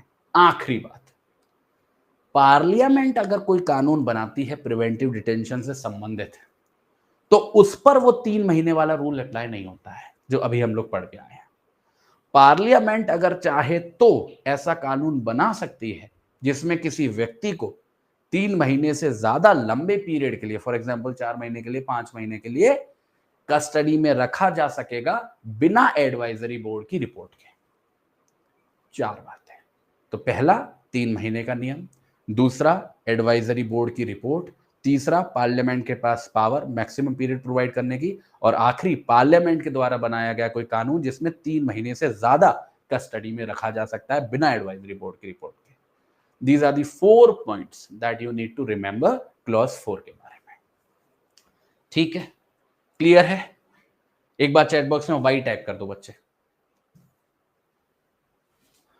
ये सबसे कठिन पार्ट था, ये जो अभी हम लोग गुजरे हैं जिससे, वो सबसे कठिन पार्ट था। अब जो बचा है वो उतना कठिन नहीं है। ठीक है, चलो अब आ जाओ क्लॉज 5 पे। क्लॉज 5 पे, क्लॉज 5 क्या कहता है? when any person is detained, when any person is detained in pursuance of an order, made under any law providing for preventive detention, ध्यान से सुनिएगा, खुद समझने की कोशिश करिएगा। when any person is detained in pursuance of an order made under any law providing for preventive detention, the authority making the order shall, as soon as may be, communicate to such person the grounds on which the order has been made, and shall afford him the earliest opportunity of making a representation against the order. Making a representation against the order मतलब कि the authority जो order pass कर रही है उसकी ये जिम्मेदारी होगी कि वो उन ग्राउंड्स को कम्युनिकेट करेगी उस व्यक्ति को, जिससे कि वो व्यक्ति अपना डिफेंस तैयार कर सके। बड़ी सिंपल सी बात कही जा रही है। आपको याद होगा क्लॉज 1 के अंदर जो हर एक व्यक्ति पे लागू हो रहा था और फर्क नहीं पड़ रहा था कि कौन सा कानून है, वहां पे बोला जा रहा था कि किसी भी व्यक्ति को जो हम लोग अरेस्ट कर रहे हैं तो उसको ग्राउंड्स ऑफ अरेस्ट बताएंगे। ठीक है, ये उसका फंडामेंटल राइट था। पर क्लॉज 3 के अंदर हमने क्या बोल दिया था कि वो फंडामेंटल राइट नहीं मिलेगा किसी भी ऐसे व्यक्ति को जिसको प्रिवेंटिव डिटेंशन के कानून के अंदर अरेस्ट किया गया है। तो उसका बेचारे का जो ग्राउंड्स पता करने का अधिकार था वो छिन गया उससे। उसी की रिकवरी करी गई है इस क्लॉज 5 के अंदर। उसी बात को यहां पे बोला जा रहा है, मानो कोई भी प्रिवेंटिव डिटेंशन का कानून है, अब उस प्रिवेंटिव डिटेंशन के कानून के अंदर कोई ना कोई तो अथॉरिटी होगी जो ऑर्डर जारी करेगी कि भाई इस व्यक्ति को अरेस्ट कर लो। तो जो भी फलानी अथॉरिटी है जो ऑर्डर जारी कर रही है किसी भी व्यक्ति के संबंध में कि इसको प्रिवेंटिव डिटेंशन के कानून के अंदर अरेस्ट किया जाए, क्लॉज 5 कह रहा है ये कि उसी अथॉरिटी की जिम्मेदारी होगी कि वो उस व्यक्ति को जिसके संबंध में उसने ऑर्डर जारी किया है, उस व्यक्ति को वो सारे आधार कम्युनिकेट करे, उसे बताए कि किन आधारों पर, किन सस्पिशंस के बेसिस पर उसको अरेस्ट किया गया है। ऐसा क्यों? ऐसा इसलिए जिससे कि वो जो व्यक्ति है जिस बेचारे का अरेस्ट हो रहा है उसको प्रॉपर अपॉर्चुनिटी मिल पाए, जिससे कि वो अपनी बात को भी तो आगे रख पाए। जब तक उसे बताओगे ही नहीं आप उसको अरेस्ट क्यों कर रहे हो, जब तक वो अपने आप को डिफेंड कैसे करेगा कि उसका जो सस्पिशन है, अथॉरिटी का जो सस्पिशन है वो गलत है। तो ग्राउंड्स कम्युनिकेट करने हैं और उस व्यक्ति को मौका देना है अपनी बात आगे रखने का। ठीक है, ये बात। फिर आता है दोस्तों क्लॉज 6। क्लॉज 6 जुड़ा हुआ है क्लॉज 5 से, जो अभी हमने पढ़ा। ये कहता है कि हमने जो पढ़ा, मतलब nothing in clause 5 shall require the authority making any such order as is referred to in that clause to disclose facts, ध्यान से देखिएगा, to disclose facts which such authority considers to be against public interest, against public interest। देखिए आप इस तरीके से समझिए, clause 6 एक तरीके से एक्सेप्शन है क्लॉज 5 का। क्लॉज 5 के अंदर हमने क्या पढ़ा कि अथॉरिटी ग्राउंड्स कम्युनिकेट करेगी। क्लॉज 6 कह रहा है कि हाँ ये बात तो ठीक है कि वो जो अथॉरिटी है ग्राउंड्स कम्युनिकेट करेगी, पर अथॉरिटी के पास भी ये पावर है कि वो अगर चाहे तो कुछ ऐसे तथ्य, कुछ ऐसे फैक्ट्स जो उस अथॉरिटी को लगता है कि उस व्यक्ति को बताने सही नहीं रहेंगे, तो वो उनको डिस्क्लोज करने से मना कर सकती है। मानो कोई भी ऐसी फैक्चुअल सिचुएशन है, कोई भी ऐसी जानकारी है जो अथॉरिटी को लग रहा है कि इस व्यक्ति को अगर हम लोग बताएंगे तो हो सकता है कि उस जानकारी का ये लोग मिसयूज कर लें, जिससे पब्लिक, जो जनता, आम जनता का हित है वो गलत तरीके से अफेक्ट हो जाए। ऐसा बिल्कुल हो सकता है, क्योंकि मैंने आपको बताया कि आमतौर पर प्रिवेंटिव डिटेंशन का कानून बहुत सीरियस ऑफेंसेस में चलता है, जैसे कि टेररिज्म का लॉ, टेररिज्म के संबंध में, ठीक है। तो वहां पर ऐसा हो सकता है कि कोई भी ऐसी फैक्चुअल सिचुएशन है जो अथॉरिटी की नॉलेज में है, जो इतनी सेंसिटिव है कि अगर उस व्यक्ति को बताई गई तो उससे पब्लिक इंटरेस्ट अफेक्ट होगा, तो अथॉरिटी के पास ये पावर है कि ऐसी फैक्चुअल सिनेरियो को वो डिस्क्लोज करने से मना कर सकती है, ठीक है। तो ग्राउंड्स कम्युनिकेट कर देंगे, कोई बात नहीं है, पर ऐसा कोई भी फैक्चुअल सिनेरियो नहीं बताएंगे जिससे लगता है अथॉरिटी को कि पब्लिक इंटरेस्ट अफेक्ट होगा, ठीक है। समझ में आ गया क्लॉज 5 और क्लॉज 6, क्लियर है। हाँ, अभी देखो किसी भी कानून पे स्पेसिफिकली अप्लाई ना करो। देखो कॉन्स्टिट्यूशन पढ़ने का एक बहुत नियम है कि हम कॉन्स्टिट्यूशन को कभी भी स्पेसिफिक एग्जाम्पल से नहीं समझ सकते। कभी भी आप किसी पिताजी को जान सकते हो उसके बच्चों के माध्यम से, पिताजी के माध्यम से बच्चों को जान सकते हो, बच्चों के माध्यम से कभी पिताजी को नहीं जाना जा सकता है। समझ जाओगे आप लोग, ठीक है। अब आओ आखिरी क्लॉज पे, the very last clause, article 22 का क्लॉज 7। ये क्या कहता है? Parliament may by law prescribe a the circumstances under which the class or classes of cases in which a person may be detained for a period longer than 3 months under any law providing for preventive detention without obtaining the opinion of an advisory board in accordance with the provisions of subclause A of clause 4। वही बात, ये चीज हम लोगों ने पढ़ ली already. जो सबसे पहला सब क्लॉज है ए क्लॉज 7 का, वो क्या कह रहा है कि पार्लियामेंट के पास ये पावर है कि वो कानून बनाकर कुछ ऐसी परिस्थितियां बता सकता है या फिर कुछ ऐसे स्पेसिफिक सेट ऑफ केसेस बता सकता है जहां पर वो चाहता है कि वो जो 3 महीने वाला रूल है वो अप्लाई ना हो। मतलब एक ऐसी परिस्थिति जहां पर किसी व्यक्ति को 3 महीने से ज्यादा लंबे समय के लिए, फॉर एग्जांपल 4 महीने के लिए, 5 महीने के लिए या 6 महीने के लिए हम लोग कस्टडी में रख पाए बिना एडवाइजरी बोर्ड की इंटरवेंशन के। पार्लियामेंट के पास पावर है, वो बता सकता है कानून के माध्यम से कि ऐसा कब किया जा सकेगा, ठीक है। सबसे पहली चीज ये है। फिर आता है हमारा सब क्लॉज बी। ये कहता है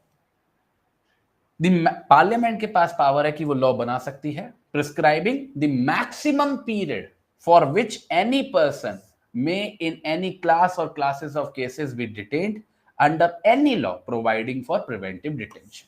मतलब मैक्सिमम पीरियड, ये भी बात हम लोगों ने पढ़ ली ऑलरेडी। पार्लियामेंट के पास ये पावर है कि वो कानून बनाकर ये बता सकती है कि प्रिवेंटिव डिटेंशन के किसी भी कानून के अंदर किसी भी व्यक्ति को मैक्सिमम पीरियड कितने समय के लिए उसको कस्टडी में रखा जा सकता है। वो 3 महीने वाला नियम तो अलग है, मैक्सिमम लिमिट क्या होगी, उससे बियॉन्ड नहीं जा सकते आप। इसके संबंध में भी पार्लियामेंट के ही पास पावर है। और आखिरी जो क्लॉज है बच्चे, सब क्लॉज सी, वो कहता है पार्लियामेंट अगर चाहे तो लॉ बना के प्रिस्क्राइब कर सकती है the procedure to be followed the procedure to be followed by the advisory board in an inquiry under subclause A of clause 4.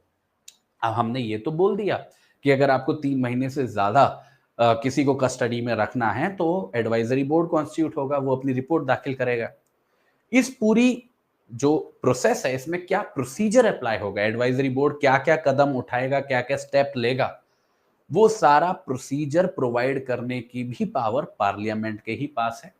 Parliament कानून बनाएगी, उस कानून के तहत बताएगी कि एडवाइजरी बोर्ड किस तरीके से फंक्शन करेगी और किस तरीके से वो रिपोर्ट सबमिट की जाएगी कि किसी व्यक्ति की कस्टडी के साथ हमें कंटिन्यू करना चाहिए या नहीं करना चाहिए। तो अगर मैं आम भाषा में, आसान भाषा में आपको बताऊं तो क्लॉज 7 के अंदर पार्लियामेंट की 3 स्पेसिफिक पावर्स की बात की गई है। पहला, ऐसा कानून बनाना जिसमें 3 महीने से ज्यादा समय के लिए किसी व्यक्ति को कस्टडी में रखा जा सके बिना एडवाइजरी बोर्ड की रिपोर्ट के। दूसरी परिस्थिति, ऐसा कानून बनाना जहां पे maximum period of detention provide किया जा सके। और तीसरा, प्रक्रिया बताना, जो प्रक्रिया एडवाइजरी बोर्ड को फॉलो करनी होगी जब वो अपनी रिपोर्ट दाखिल करेगा। ये है दोस्तों आपका क्लॉज 7। और इसी क्लॉज 7 के साथ हमारा जो आर्टिकल 22 है वो भी हो जाता है फिनिश। तो हमने आर्टिकल 22 के सबसे पहले क्लॉज 1 एंड 2 कवर किए, फिर क्लॉज 3 को समझा, और फिर आखिरी में हम लोगों ने क्लॉज 4, क्लॉज 5, क्लॉज 6 और क्लॉज 7 को समझा। और जैसा बच्चा बोल रहा है उसका दिमाग घूम गया, और ये बड़ी आम बात है। मैंने भी जब इसको पहली बार पढ़ा था, समझा था, मेरा भी दिमाग घूमा था, और एक बार क्या, मेरा तो 4-5 घूमा था, आज भी घूम जाता है। तो कोई प्रॉब्लम नहीं। अगर लगे आप लोगों को कि मेरे को इस क्लास को दोबारा देखना चाहिए, एक बार दोबारा समझने की कोशिश करनी चाहिए, तो बिल्कुल हिचकिचाइएगा मत, आप जरूर देखिएगा इस सेशन को दोबारा से, ठीक है। हाँ, अब मैं आपको केस लॉज ही कवर करा रहा हूं, तो आपके लिए थोड़ा सा, चलो मैं 1 मिनट का ब्रेक दे दे रहा हूं आप लोगों को, ठीक है।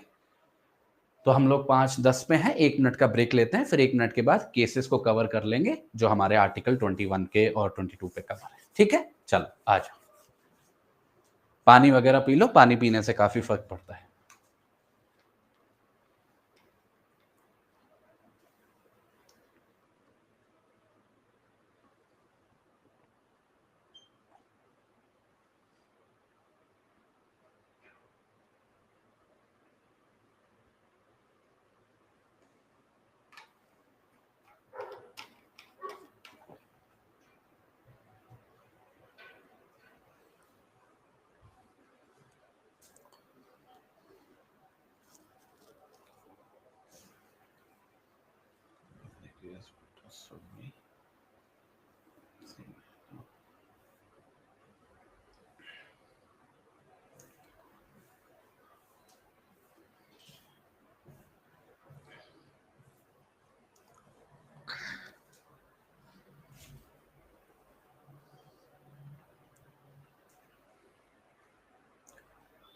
रेडी हो, करें शुरू दोबारा से, तैयार?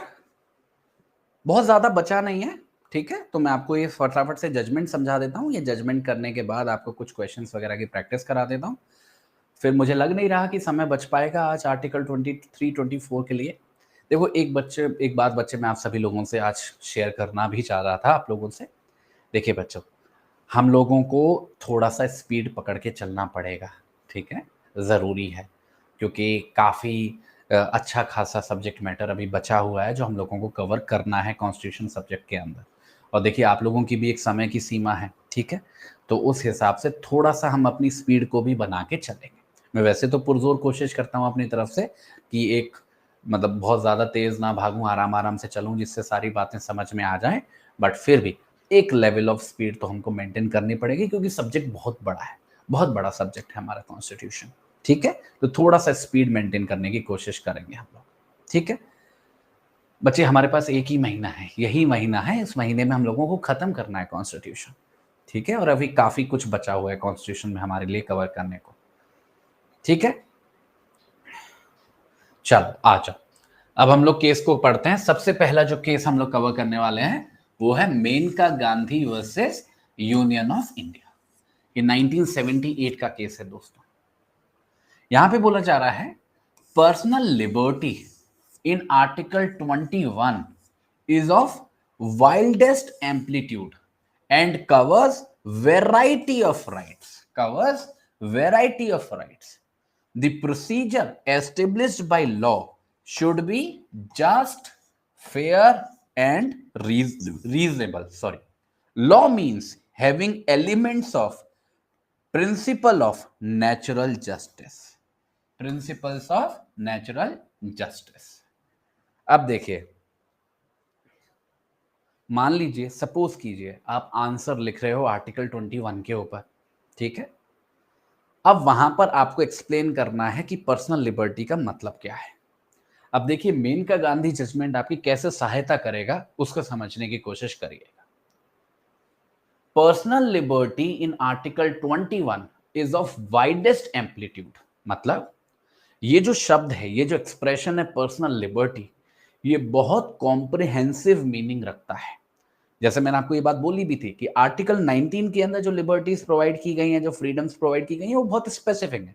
जैसे स्पीच और एक्सप्रेशन स्पेसिफिक है, move specific, assembly specific, association specific. पर पर्सनल लिबर्टी के अंदर लगभग हर चीज इंक्लूड हो जाती है, हर वो आजादी जो जरूरी है एक डिग्निफाइड लाइफ जीने के लिए। तो कितनी कॉम्प्रिहेंसिव है। तो यहीं पे यही बात बोली जा रही है, personal liberty in article 21 is of widest amplitude and covers variety of rights. इसके अंदर वेराइटी ऑफ राइट्स कवर हो सकते हैं, जैसे आप लोग भी एग्जांपल्स दे रहे थे, एनवायरमेंट से जुड़े हुए राइट, बाकी की चीजों से जुड़े हुए राइट्स, ठीक है। ये हो गई पहली बात जो आप पर्सनल लिबर्टी को इंटरप्रेट करोगे। दूसरी बात मेनका गांधी की जजमेंट में बोली गई कि जब हम वो एक्सेप्शन वाला पार्ट पढ़ते हैं कि इन अधिकारों को छीना जा सकता है by a procedure established by law, उसके बारे में बोला जा रहा है that the procedure established by law should be just, fair and reasonable. और दोस्तों, ये आप इतनी बार पढ़ चुके हो आज के समय पे, तो आपको लगता होगा कि बड़ी नॉर्मल सी चीज है, बट बच्चे नहीं है। जब ये जजमेंट आई और जब ये बात बोली गई कि the procedure has to be just, fair and reasonable, वो बहुत इंपॉर्टेंट फेज था हमारी इंडियन जुडिशरी के लिए, बहुत बड़ा कदम था। तो केवल कानून बना देना, कानून के अंदर प्रक्रिया स्थापित कर देना काफी नहीं रहा। मेनका गांधी की जजमेंट के बाद कोर्ट के पास ये पावर आ गई कि वो जज कर सकता था, जुडिशियल रिव्यू कर सकता था उस प्रक्रिया का जो किसी भी कानून के अंदर बताई गई है, और वो देख सकता था कि वो प्रक्रिया जस्ट है या नहीं, फेयर है या नहीं, रीजनेबल है या नहीं। तो ये 3 ट्रिपल टेस्ट अप्लाई होने लगा हर एक कानून के संबंध में। ये कहां से हुआ? मेनका गांधी जजमेंट से। और आखिरी बात जो इस दूसरी बात से जुड़ी हुई है, जब हम ये लॉ शब्द का इस्तेमाल करते हैं ना, प्रोसीजर एस्टेब्लिश्ड बाय लॉ, तो यहाँ पे लॉ का मतलब लॉ नहीं होता कि भाई पार्लियामेंट ने कोई बिल पारित कर दिया और लॉ बन गया। लॉ का मतलब क्या होता है? जैसे अगर मैं आपसे पूछूं तो लॉ क्या है, तो आप बोलोगे एक्ट लॉ है सर, स्टैच्यूट लॉ है। क्यों बोल रहे हो ऐसा? आप कह रहे हो कि कोई भी बिल है, लोकसभा राज्यसभा में पारित हुआ, प्रेसिडेंट साहब की एसेंट मिल गई, बन गया लॉ। नहीं, मेनका गांधी ने बोला ये जो लॉ शब्द हम आर्टिकल 21 में इस्तेमाल करते हैं, इसका मतलब है ऐसा लॉ जिसमें नेचुरल जस्टिस के प्रिंसिपल्स निहित हो। कोई मुझे बता सकता है क्या क्या प्रिंसिपल्स होते हैं नेचुरल जस्टिस के? कुछ एग्जांपल्स दे सकते हो? क्या क्या प्रिंसिपल्स होते हैं नेचुरल जस्टिस के? पहला प्रिंसिपल होता है, हाँ वेरी गुड, ऑर्डी अल्ट्रम पार्टम। और कौन सा होता है? हाँ, नेमो जुडेक्स कॉजा सुआ। हाँ, कौन सी भाषा बोलने लगा एकदम से मैं? हाँ, नेमो जुडेक्स कॉजा सुआ। और क्या होता है? और क्या होता है? Very good. तो ये जो सारे प्रिंसिपल्स हैं नेचुरल जस्टिस के, कि किसी भी व्यक्ति को आप सजा नहीं दोगे उसे बिना सुने, या किसी भी कोई भी व्यक्ति जज नहीं होगा अपने खुद के केस में, ये जो सारे प्रिंसिपल्स हैं ये निहित हैं इस लॉ शब्द के अंदर। वो जो लॉ बनेगा वो ऐसा लॉ होना चाहिए जो इन नेचुरल जस्टिस के प्रिंसिपल्स को सेटिस्फाई करे। तो ये तीनों मेजर बातें मेनका गांधी जजमेंट से निकल के आई हैं दोस्तों, और इनको आप इस्तेमाल करोगे अच्छे से अगर अपने आंसर के अंदर, तो बहुत अच्छा इंप्रेशन जाएगा। देखो, सब कुछ निर्भर करता है कि आप किसी भी चीज को कितने अच्छे से लिख पा रहे हो। पता तो सबको है, मेनका गांधी सबने पढ़ा है, सबको पता है, पर कौन बच्चा कितने अच्छे से उसको लिख पा रहा है वही फैसला करेगा कि किस बच्चे को कितने अच्छे मार्क्स मिलेंगे। ठीक है, तो अपनी लिखाई पे जरूर ध्यान देना बच्चों। दूसरा केस जो हम लोगों को पढ़ना है वो है K S Puttaswamy versus Union of India, 2019 का जजमेंट है। इसमें क्या है, इसको पहले पढ़ लेते हैं कि रेशियो कह क्या रहा है। Privacy ensure that the human being can lead life of dignity by securing the inner recess of the human personality from unwanted intrusion. All matters pertaining to an individual do not qualify as being inherent part of the right of privacy. ये दूसरा part है। Only those matters over which there would be a reasonable expectation of privacy are protected by Article 21. Privacy is both negative and positive. As a negative concept, it restrains the state from committing an intrusion upon the life of a person, personal liberty of citizen.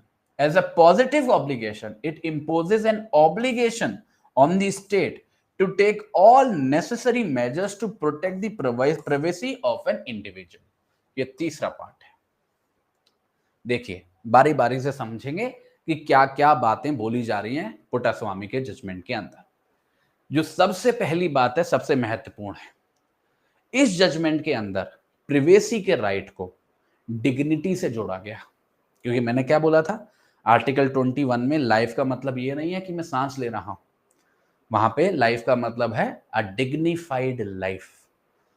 और यहां पे बोला गया कि जब तक एक मनुष्य को प्रिवेसी नहीं मिलेगी तब तक हम नहीं बोल सकते कि वो डिग्निफाइड लाइफ जी रहा है। और प्रिवेसी से मतलब क्या है? प्रिवेसी से मतलब है एक वो स्फीयर उसकी पर्सनल लाइफ का जहां पर कोई भी व्यक्ति, कोई भी बाहर का व्यक्ति इंट्रूड ना कर सके, घुसपैठ ना कर सके। ये मेरा जीवन है और मेरे जीवन से संबंधित जो जानकारी है वो मेरे तक ही सीमित रहे। ये है प्रिवेसी और ये मेरे डिग्निटी का इंपॉर्टेंट एस्पेक्ट है। ठीक है, पर दूसरे पार्ट में ये वाला जो भाग है, ये दूसरा वाला भाग जो है, यहां से जो शुरू हो रहा है, यहां पर कोर्ट ने समझाने की कोशिश की है कि प्रिवेसी एक ऐसा कॉन्सेप्ट है जो अनलिमिटेड नहीं है। हर एक बात जो किसी व्यक्ति के बारे में है वो प्रिवेसी का पार्ट नहीं है। प्रिवेसी केवल उन सिचुएशंस में अप्लाई होती है जहां पर कोई भी व्यक्ति एक्सपेक्ट करता है, एक रीजनेबल एक्सपेक्टेशन रखता है कि उसकी लाइफ में कोई भी इंट्रूड नहीं करेगा। अब मान लीजिए मेरा जीवन है, मेरे जीवन के हजारों एस्पेक्ट्स हैं। एक मेरी प्रोफेशनल लाइफ है, एक मेरी पर्सनल लाइफ है। मेरी प्रोफेशनल लाइफ है मतलब मैं कहाँ पे काम करता हूँ, मेरे कलीग्स कौन है, मेरा बॉस कौन है, मेरा जूनियर कौन है, वो मेरी प्रोफेशनल लाइफ है। एक मेरी पर्सनल लाइफ है, मेरी फैमिली, मेरे फ्रेंड्स, मेरे व्यूज, मेरे विचार, ये सब क्या है? मेरी पर्सनल लाइफ है। अपनी प्रोफेशनल लाइफ में मैं प्रिवेसी बहुत ज्यादा एक्सपेक्ट नहीं कर सकता हूँ क्योंकि वो पब्लिक लाइफ में जी रहा हूँ। बट अपनी पर्सनल लाइफ में मैं प्रिवेसी एक्सपेक्ट कर सकता हूँ और मेरा ये जो एक्सपेक्टेशन है वो भी रीजनेबल है। अब मैं किसी चीज के बारे में क्या सोचता हूँ ये मेरा प्राइवेट अफेयर है और मैं रीजनेबली एक्सपेक्ट कर सकता हूँ कि कोई दूसरा व्यक्ति इस बात में इंटरफेयर ना करे। तो पुट्टास्वामी जजमेंट में यही बताया गया। तो किसी भी व्यक्ति के जीवन का हर एक एस्पेक्ट प्रिवेसी के अंदर कवर नहीं होता, केवल वो एस्पेक्ट कवर होता है जिसके संबंध में वो रीजनेबल एक्सपेक्टेशन रखता है कि यहां पर कोई दूसरे व्यक्ति का हस्तक्षेप, दूसरे व्यक्ति का या फिर राज्य का कोई हस्तक्षेप नहीं होगा। ये दूसरी बात। और आखिरी बात, ये जो तीसरा पॉइंट है, यहां पे समझाने की कोशिश करिए कि जब हम प्रिवेसी के कॉन्सेप्ट को समझते हैं, इसको दो तरीके से समझ सकते हैं। एक तो इसकी नेगेटिव वैल्यू है, एक पॉजिटिव वैल्यू है। नेगेटिव वैल्यू क्या है?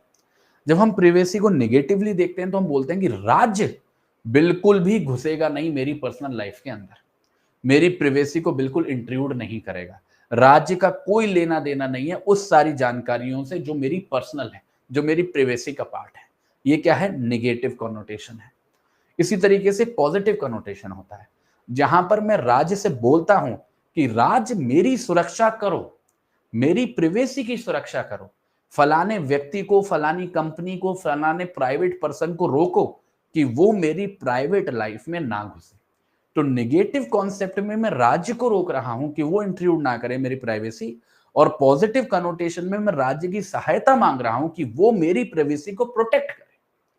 ये दोनों ही आर्टिकल 21 के अंदर कवर होते हैं दोस्तों। ठीक है, क्लियर है, समझ में आ गई बात? तो ये 3 बातें हैं जो पुट्टास्वामी के बारे में आपको याद रखनी है।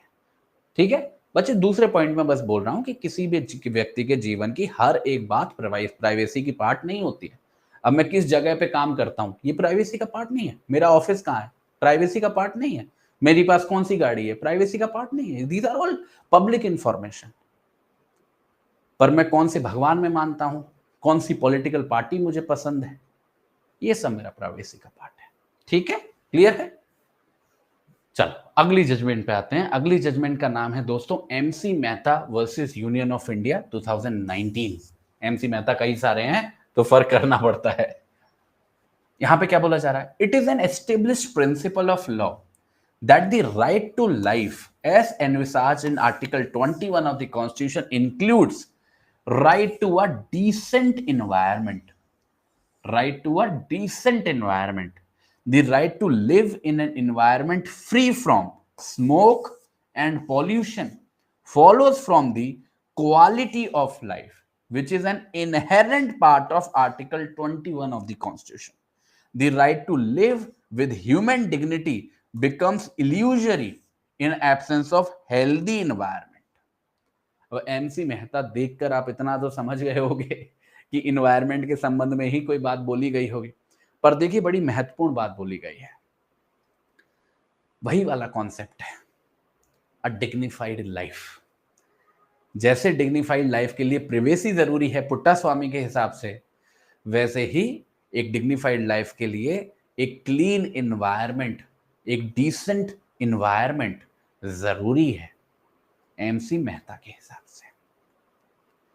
अगर आपको व्यक्तियों को एक डिसेंट, एक डिग्निफाइड लाइफ देनी है तो ये बहुत जरूरी है कि जिस इन्वायरमेंट में वो जी रहे हैं वो पॉल्यूशन फ्री हो, वो स्मोक फ्री हो। क्योंकि अगर ऐसा नहीं है तो हम एक्सपेक्ट कर ही नहीं सकते कि कोई भी मनुष्य, कोई भी व्यक्ति हमारे देश के अंदर एक डिग्निफाइड लाइफ जी रहा है। Right to a clean environment is directly related to a dignified life. जहां पे क्लीन इन्वायरमेंट नहीं है वहां पे डिग्निफाइड लाइफ हो ही नहीं। लाइफ हो सकती है, डिग्निफाइड नहीं हो सकती है, और डिग्निफाइड नहीं है तो आर्टिकल 21 का वायलेशन है। ये क्या है? MC Mehta versus Union of India, सीधा सीधा रिश्ता स्थापित किया है। इसके बाद आता है दोस्तों यूनियन ऑफ इंडिया वर्सेस ओंकार नाथधर 2021 का जजमेंट है। इसमें देखिए कुछ नया आएगा। राइट टू शेल्टर, ध्यान से सुनिएगा, right to shelter does not mean right to government accommodation. The Supreme Court set aside a Punjab and Haryana High Court order allowing a retired bureau officer, intelligence bureau officer to retain government accommodation. The court observed that the government accommodation is meant for serving officers and officials and not to the retirees as benevolence and distributions of largesse. Language ऐसी use करते हैं ना कि समझ में नहीं आता novel लिख रहे हैं कि जजमेंट लिख रहे हैं। देखो बहुत बेसिक सी बात है, मैंने क्या बोला था? Right to a dignified life. और डिग्निटी में क्या है? मेरे पास खाने को खाना हो, पहनने को कपड़ा हो, रहने को मकान हो। मकान से ही आ जाता है राइट टू शेल्टर की बात, रहने की जगह होना। अब दोस्तों उसकी भी एक लिमिट होती है, ठीक है? राइट टू शेल्टर का मतलब ये नहीं है कि मैं किसी भी सरकारी फ्लैट पर या किसी भी सरकारी दफ्तर पर जाके कब्जा कर लूं। अब मानो कोई व्यक्ति है, आप खुद समझ, देखो इसमें आपको जजमेंट की जरूरत नहीं पड़ेगी, आप खुद अपने कॉमन सेंस से इंटरप्रेट कर सकते हो आर्टिकल 21 को। मानो कोई व्यक्ति है जो एक सरकारी नौकरी करता है, किसी पद को संभाल रहा है, वो उस पद पर है, इसके नाते उसको एक गवर्नमेंट एकोमोडेशन दिया गया है, रहने के लिए जगह दी गई है, और वो वहां पे लंबे समय से रह रहा है, अच्छे से रह रहा है। अब क्या हुआ?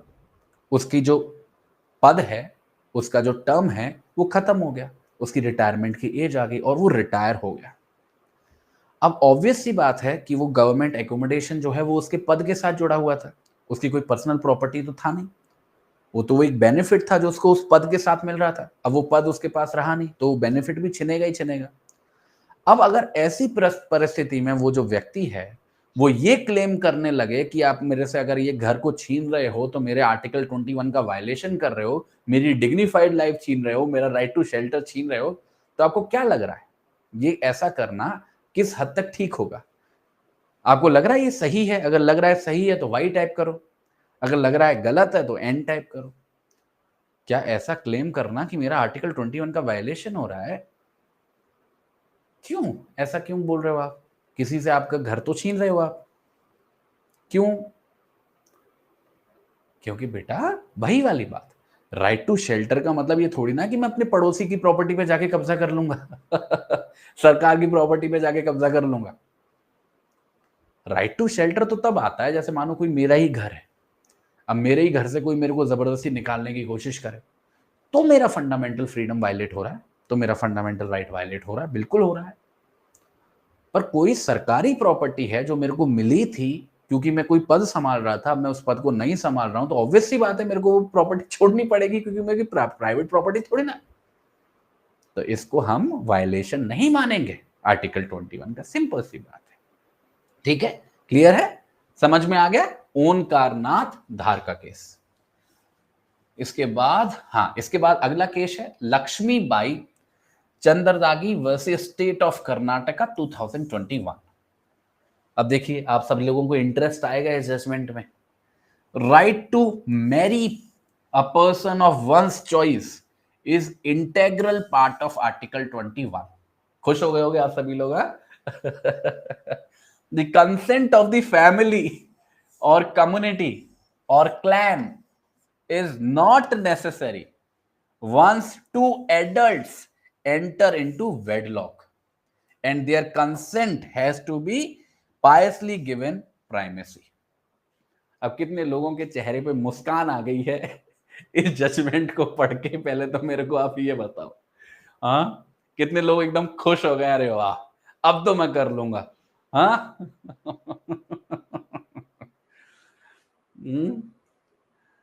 आप लोगों में से कोई मैरिड है या सभी लोग अनमैरिड हो?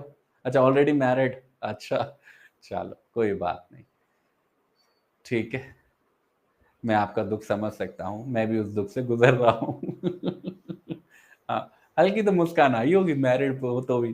अच्छा ऑलरेडी मैरिड, काफी बच्चे मैरिड हैं। अच्छा एटर्नल बैचलर, वो तो सब कहने की बातें हैं चल जजमेंट क्या कह रही है उसको समझ लेते हैं। शादी करने का अधिकार एक ऐसे व्यक्ति से जो मुझे पसंद हो, यह भी आर्टिकल 21 का ही पार्ट है। पर्सनल लिबर्टी, पर्सनल लिबर्टी के अंदर हर एक वो लिबर्टी कवर हो जाएगी जो आर्टिकल 19 में कवर नहीं हुई। तो right to marry a person of one's choice वो भी एक पर्सनल लिबर्टी का पार्ट है। इसमें परिवार का, कम्युनिटी का या सोसाइटी का कोई बहुत ज्यादा बड़ा रोल नहीं है। अगर दोनों ही पार्टीज, लड़का लड़की एडल्ट्स हैं और वो खुद से कंसेंट दे रहे हैं और एक दूसरे के साथ अपना जीवन व्यतीत करना चाहते हैं तो कोई प्रॉब्लम नहीं, उनके फंडामेंटल राइट है उनके पास, वो ऐसा कर सकता है।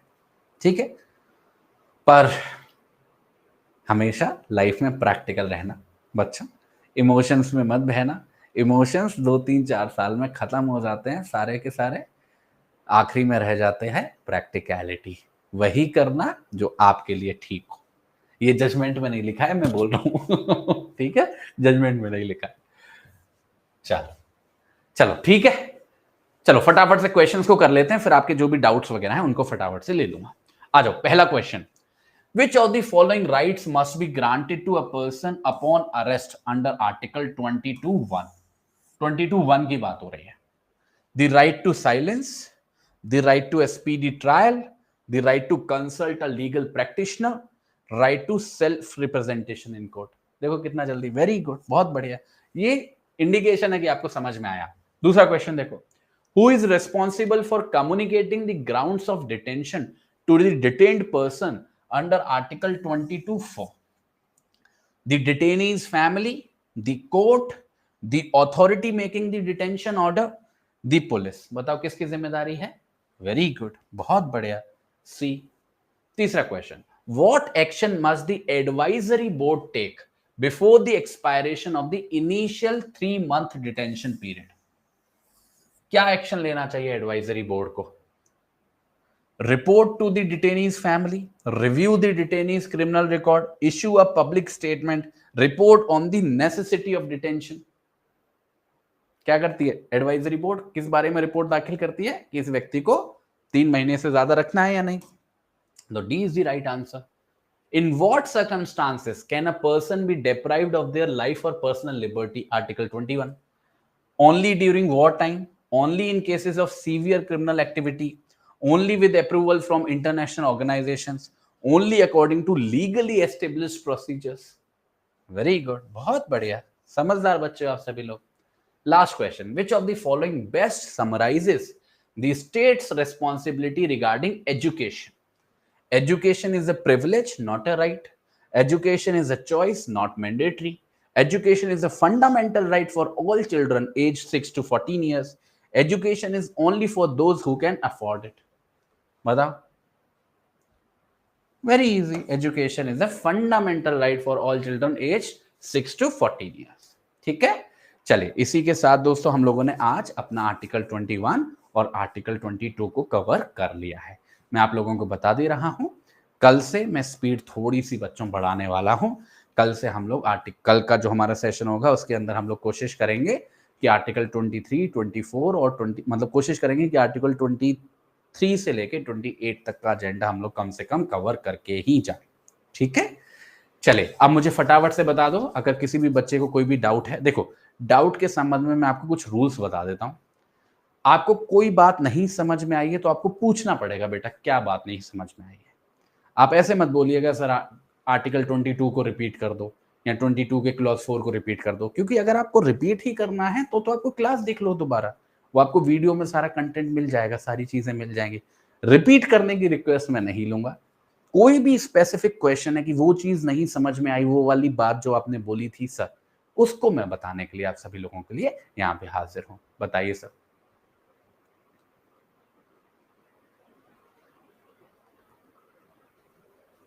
सब कुछ क्लियर है?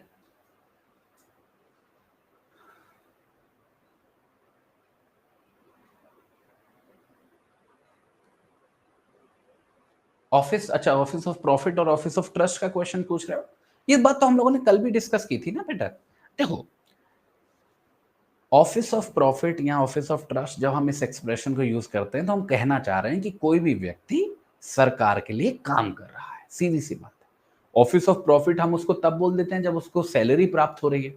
ऑफिस ऑफ ट्रस्ट हम उसको तब बोल दे रहे हैं जब सरकार ने जिम्मेदारी देके उसको कोई रिस्पॉन्सिबिलिटी दी है। बस इतना सही है।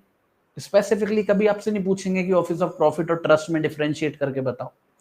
ठीक है, और इसके अलावा बच्चे पीपीटी आ जाएगी, जजमेंट दिखाने की क्या है, आप ही के पास है सब कुछ आप ही के पास है।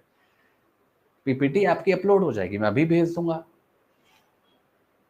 ठीक है,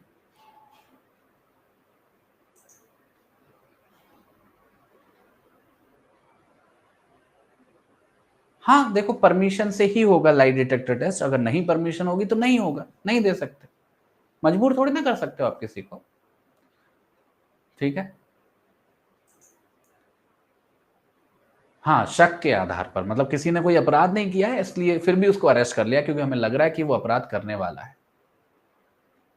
हाँ, इसको आधार केस बोलते हैं बच्चे। पुट्टा स्वामी के जजमेंट को आधार केस बोलते हैं क्योंकि वहां पे जो आधार की पॉलिसी थी गवर्नमेंट की उसी को चैलेंज किया गया था।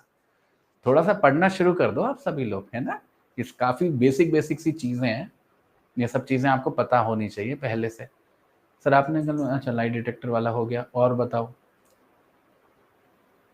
बच्चे कसाब वगैरह ये सब नहीं मैं बता सकता हूँ।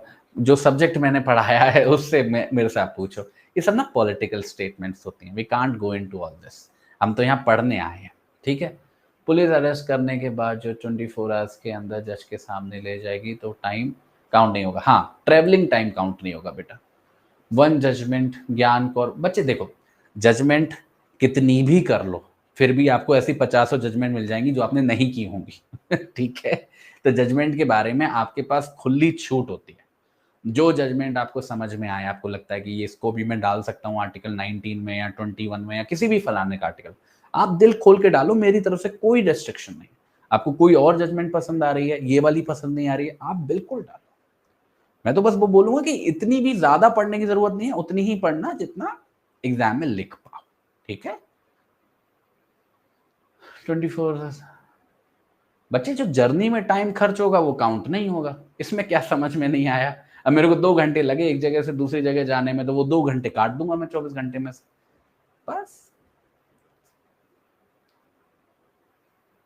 उसके अलावा sir, there is a MCQ which says that can a juristic person acquire citizenship under article 2 of the constitution, and answer is no. हाँ, नहीं कर सकते बच्चे। सिटीजनशिप का जो कॉन्सेप्ट है, that requires a person has to be a natural person, मतलब इंसान होना जरूरी है सिटीजनशिप के कॉन्सेप्ट के लिए इंडिया में, इसलिए नहीं।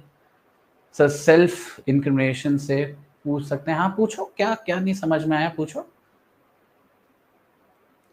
21A हर एक बच्चे को मिलता है जिसकी उम्र 6 साल से लेके 14 साल के बीच में।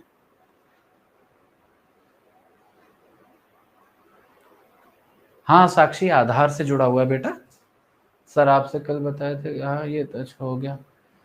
एक तो ये ना हमारा जो चैट बॉक्स है वो इतना यूजर फ्रेंडली नहीं है। हाँ sir, why there is no right to death.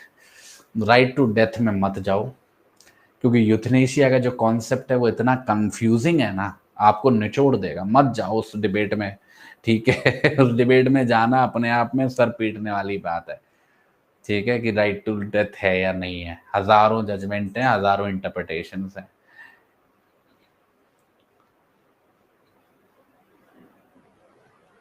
बच्चे, ये पार्लियामेंट के ऊपर है, वो किसी स्पेसिफिक व्यक्ति के बारे में कानून बनाए, कई सारे व्यक्तियों के बारे में कानून बनाए, उसके ऊपर है।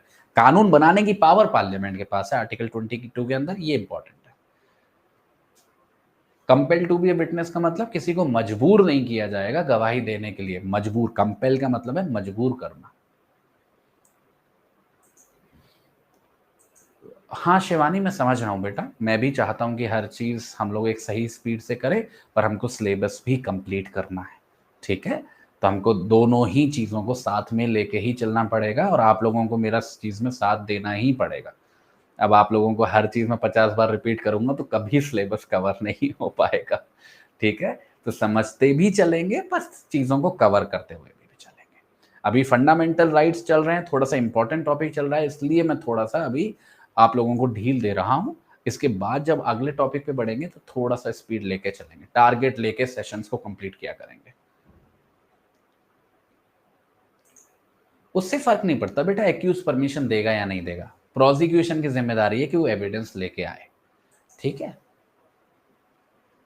ड्यू प्रोसेस ऑफ लॉ बच्चे इंडिया का कॉन्सेप्ट नहीं है, वो अमेरिकन कॉन्सेप्ट है। इसका जिक्र किया गया था मेनका गांधी में कई बार, पर हमको इस कॉन्सेप्ट डिबेट में पढ़ने की जरूरत नहीं है। हमारा तो मामला क्लियर है। प्रोसीजर होना चाहिए, लॉ के द्वारा प्रोवाइडेड होना चाहिए। जो प्रोसीजर हो वो फेयर हो, जस्ट हो, रीजनेबल हो, बस। इससे ज्यादा कुछ कहने की जरूरत ही नहीं है।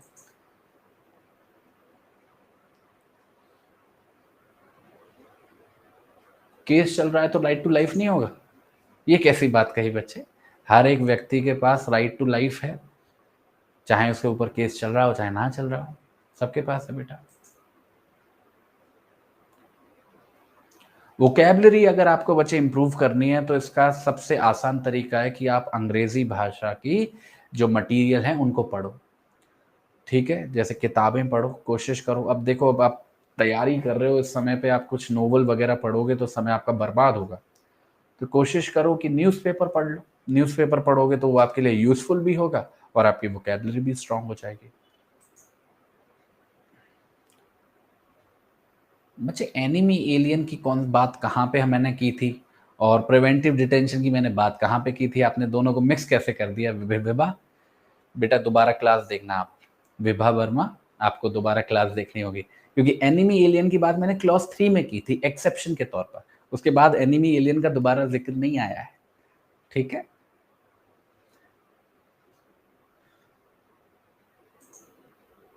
अच्छा, शादी के बाद लक्ष्मीबाई आ जाती है, अच्छा। जैसे भी आपको याद रखना है।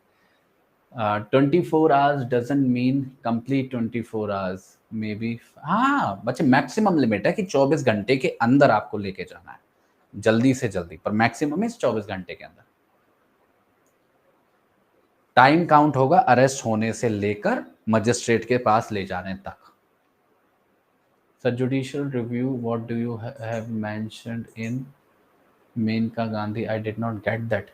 देखो, जुडिशियल रिव्यू की पावर होती है हमारे सुप्रीम कोर्ट के पास कि अगर कोई भी कानून बनाया पार्लियामेंट ने और कोर्ट को लग रहा है कि वो कानून फेयर नहीं है, मानो कोई कानून बनाया पार्लियामेंट ने जिसके तहत किसी व्यक्ति की पर्सनल लिबर्टी या लाइफ को छीन रहे हैं, पार्लियामेंट तो कह रही है कि ये फेयर है, जस्ट है, रीजनेबल है, पर इस बात को बताएगा कौन?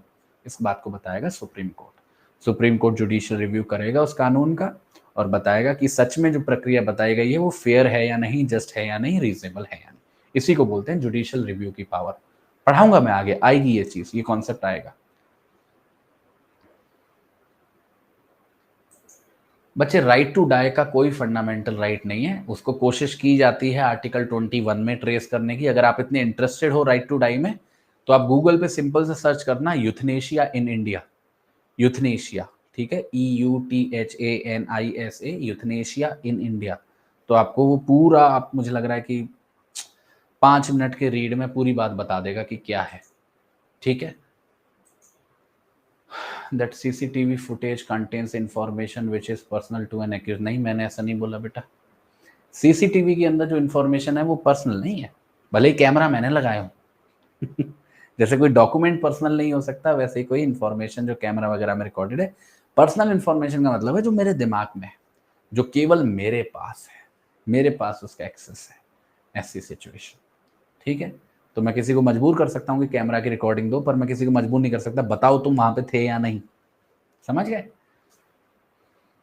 एग्जाम पॉइंट ऑफ व्यू से ठीक ठाक इंपॉर्टेंट है आर्टिकल 22, मतलब आर्टिकल 22 से प्रीलिम्स में अच्छे खासे एमसीक्यूज आ जाते हैं, तो केवल अगर आप आर्टिकल को समझ लो अच्छे से तो काफी होगा। Sir judicial review under Maneka Gandhi, I did not, अच्छा हो तो गया। ओहो सर आप इतना शांत कैसे रहते हैं, अच्छा ये कैसे क्वेश्चन है। टाइम कंप्लीट होने वाला है बेटा। सर जर्नी टाइम, जर्नी को लेकर इतना कंफ्यूज क्यों हो रहे हैं? 24 घंटे का समय है अरेस्ट करने से लेके मजिस्ट्रेट के पास ले जाने तक। उसमें जो ट्रेवलिंग टाइम है वो हम काउंट नहीं करेंगे। अगर 2 घंटे ट्रेवलिंग का लगा तो 2 घंटे काउंट नहीं होगा, ठीक है। Freedom of liberty, what is freedom and liberty? कोई ये सब सवालों में थोड़ी ना आपको जाना है। लिव फ्रीडम और लिबर्टी ये थोड़ा सवाल आएगा बेटा।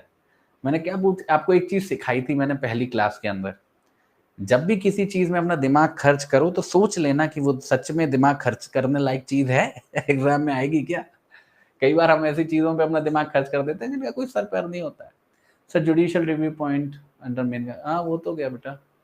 सर सिटीजनशिप के क्वेश्चन में सिटीजनशिप एक्ट 19 में प्रोविजन, हाँ करने, मैंने जो पीपीटी में हर बात लिख के दी है वो तो करनी ही करनी है बेटा। सर क्लॉज 4 6 बता दो, डिस्क्लोज ऑफ फैक्ट्स, हाँ मतलब ऐसे फैक्ट्स डिस्क्लोज नहीं करेगी कोई भी क्या कहते हैं अथॉरिटी, जो उसे लगता है कि जो सेंसिटिव इंफॉर्मेशन है अगर उस व्यक्ति तक पहुंच गई तो वो पब्लिक इंटरेस्ट में नहीं होगी, तो ऐसे फैक्ट्स को डिस्क्लोज करने से मना कर सकती है। उसके अलावा जो ग्राउंड्स हैं वो बताने होंगे, ठीक है। हाँ बच्चे देखो, डिपेंड करता है, एक केस लगोगे या 2 केस लिखोगे, इस सब का कंफ्यूजन में मत पड़ो आप लोग। वैसे तो ये हैबिट को डेवलप करो कि खुद से जब आंसर लिखोगे तो उसके अंदर एक फ्लो हो, फर्क नहीं पड़ता कि आपने कितने केस लिखे हैं, पर अगर एक फुल फ्लेजेड आंसर लिख रहे हो तो उसके अंदर 3 से 4 केस काफी होते हैं। 3 से 4 केस बहुत काफी होते हैं। अगर शॉर्ट नोट लिख रहे हो तो 2 केसेस काफी है। बहुत ज्यादा केसेस का भरमार मत करना है, कम पढ़ो, अच्छा पढ़ो, ऐसा पढ़ो कि उसको वहां पे लिख के आ पाओ, ठीक है। ये आपका एम होना चाहिए। आप ना बच्चे ये गलती मत करना। कुछ सब्जेक्ट्स हैं जिसमें आपसे ये गलती होने के चांसेस ज्यादा हैं, जैसे कॉन्स्टिट्यूशन हो गया, सीपीसी हो गया, ठीक है, जो नया वाला सीआरपीसी हो गया। इन सब्जेक्ट्स में बच्चे ये बहुत गलती करते हैं कि वो बहुत ज्यादा मटेरियल रेफर कर लेते हैं, और ये सबसे कम नंबर इन्हीं पेपर्स में आते हैं क्योंकि इतना ज्यादा मटेरियल रेफर कर लेते हैं। उतना ही पढ़ो जितना पढ़ पाओ और जितना लिख पाओ एग्जाम में, ठीक है। हाँ बेटा, प्रिवेंटिव डिटेंशन कॉन्स्टिट्यूशनली वैलिड होता है जब तक कि उसमें कोई बिल्कुल अलग ही कोई बात ना हो, ठीक है। प्रीएम्बल और एफआर में कैसे कन्फ्लिक्ट होगा बच्चे? दोनों ही पार्ट्स ऑफ फंडामेंटल राइट, दोनों ही इंडियन कॉन्स्टिट्यूशन के ही पार्ट हैं। चलो मैं करूं, क्लोज करूं आज के सेशन को। चलो आप सभी लोगों से कल मिलता हूं, कल अपने डिस्कशन को कंटिन्यू रखेंगे, ठीक है? Thank you so much, I will see you tomorrow, bye bye. और कोई भी अगर सवाल रह गया तो परेशान नहीं होना है, कल हम अपनी चर्चा को कंटिन्यू रखेंगे। चलो, थैंक यू, धन्यवाद।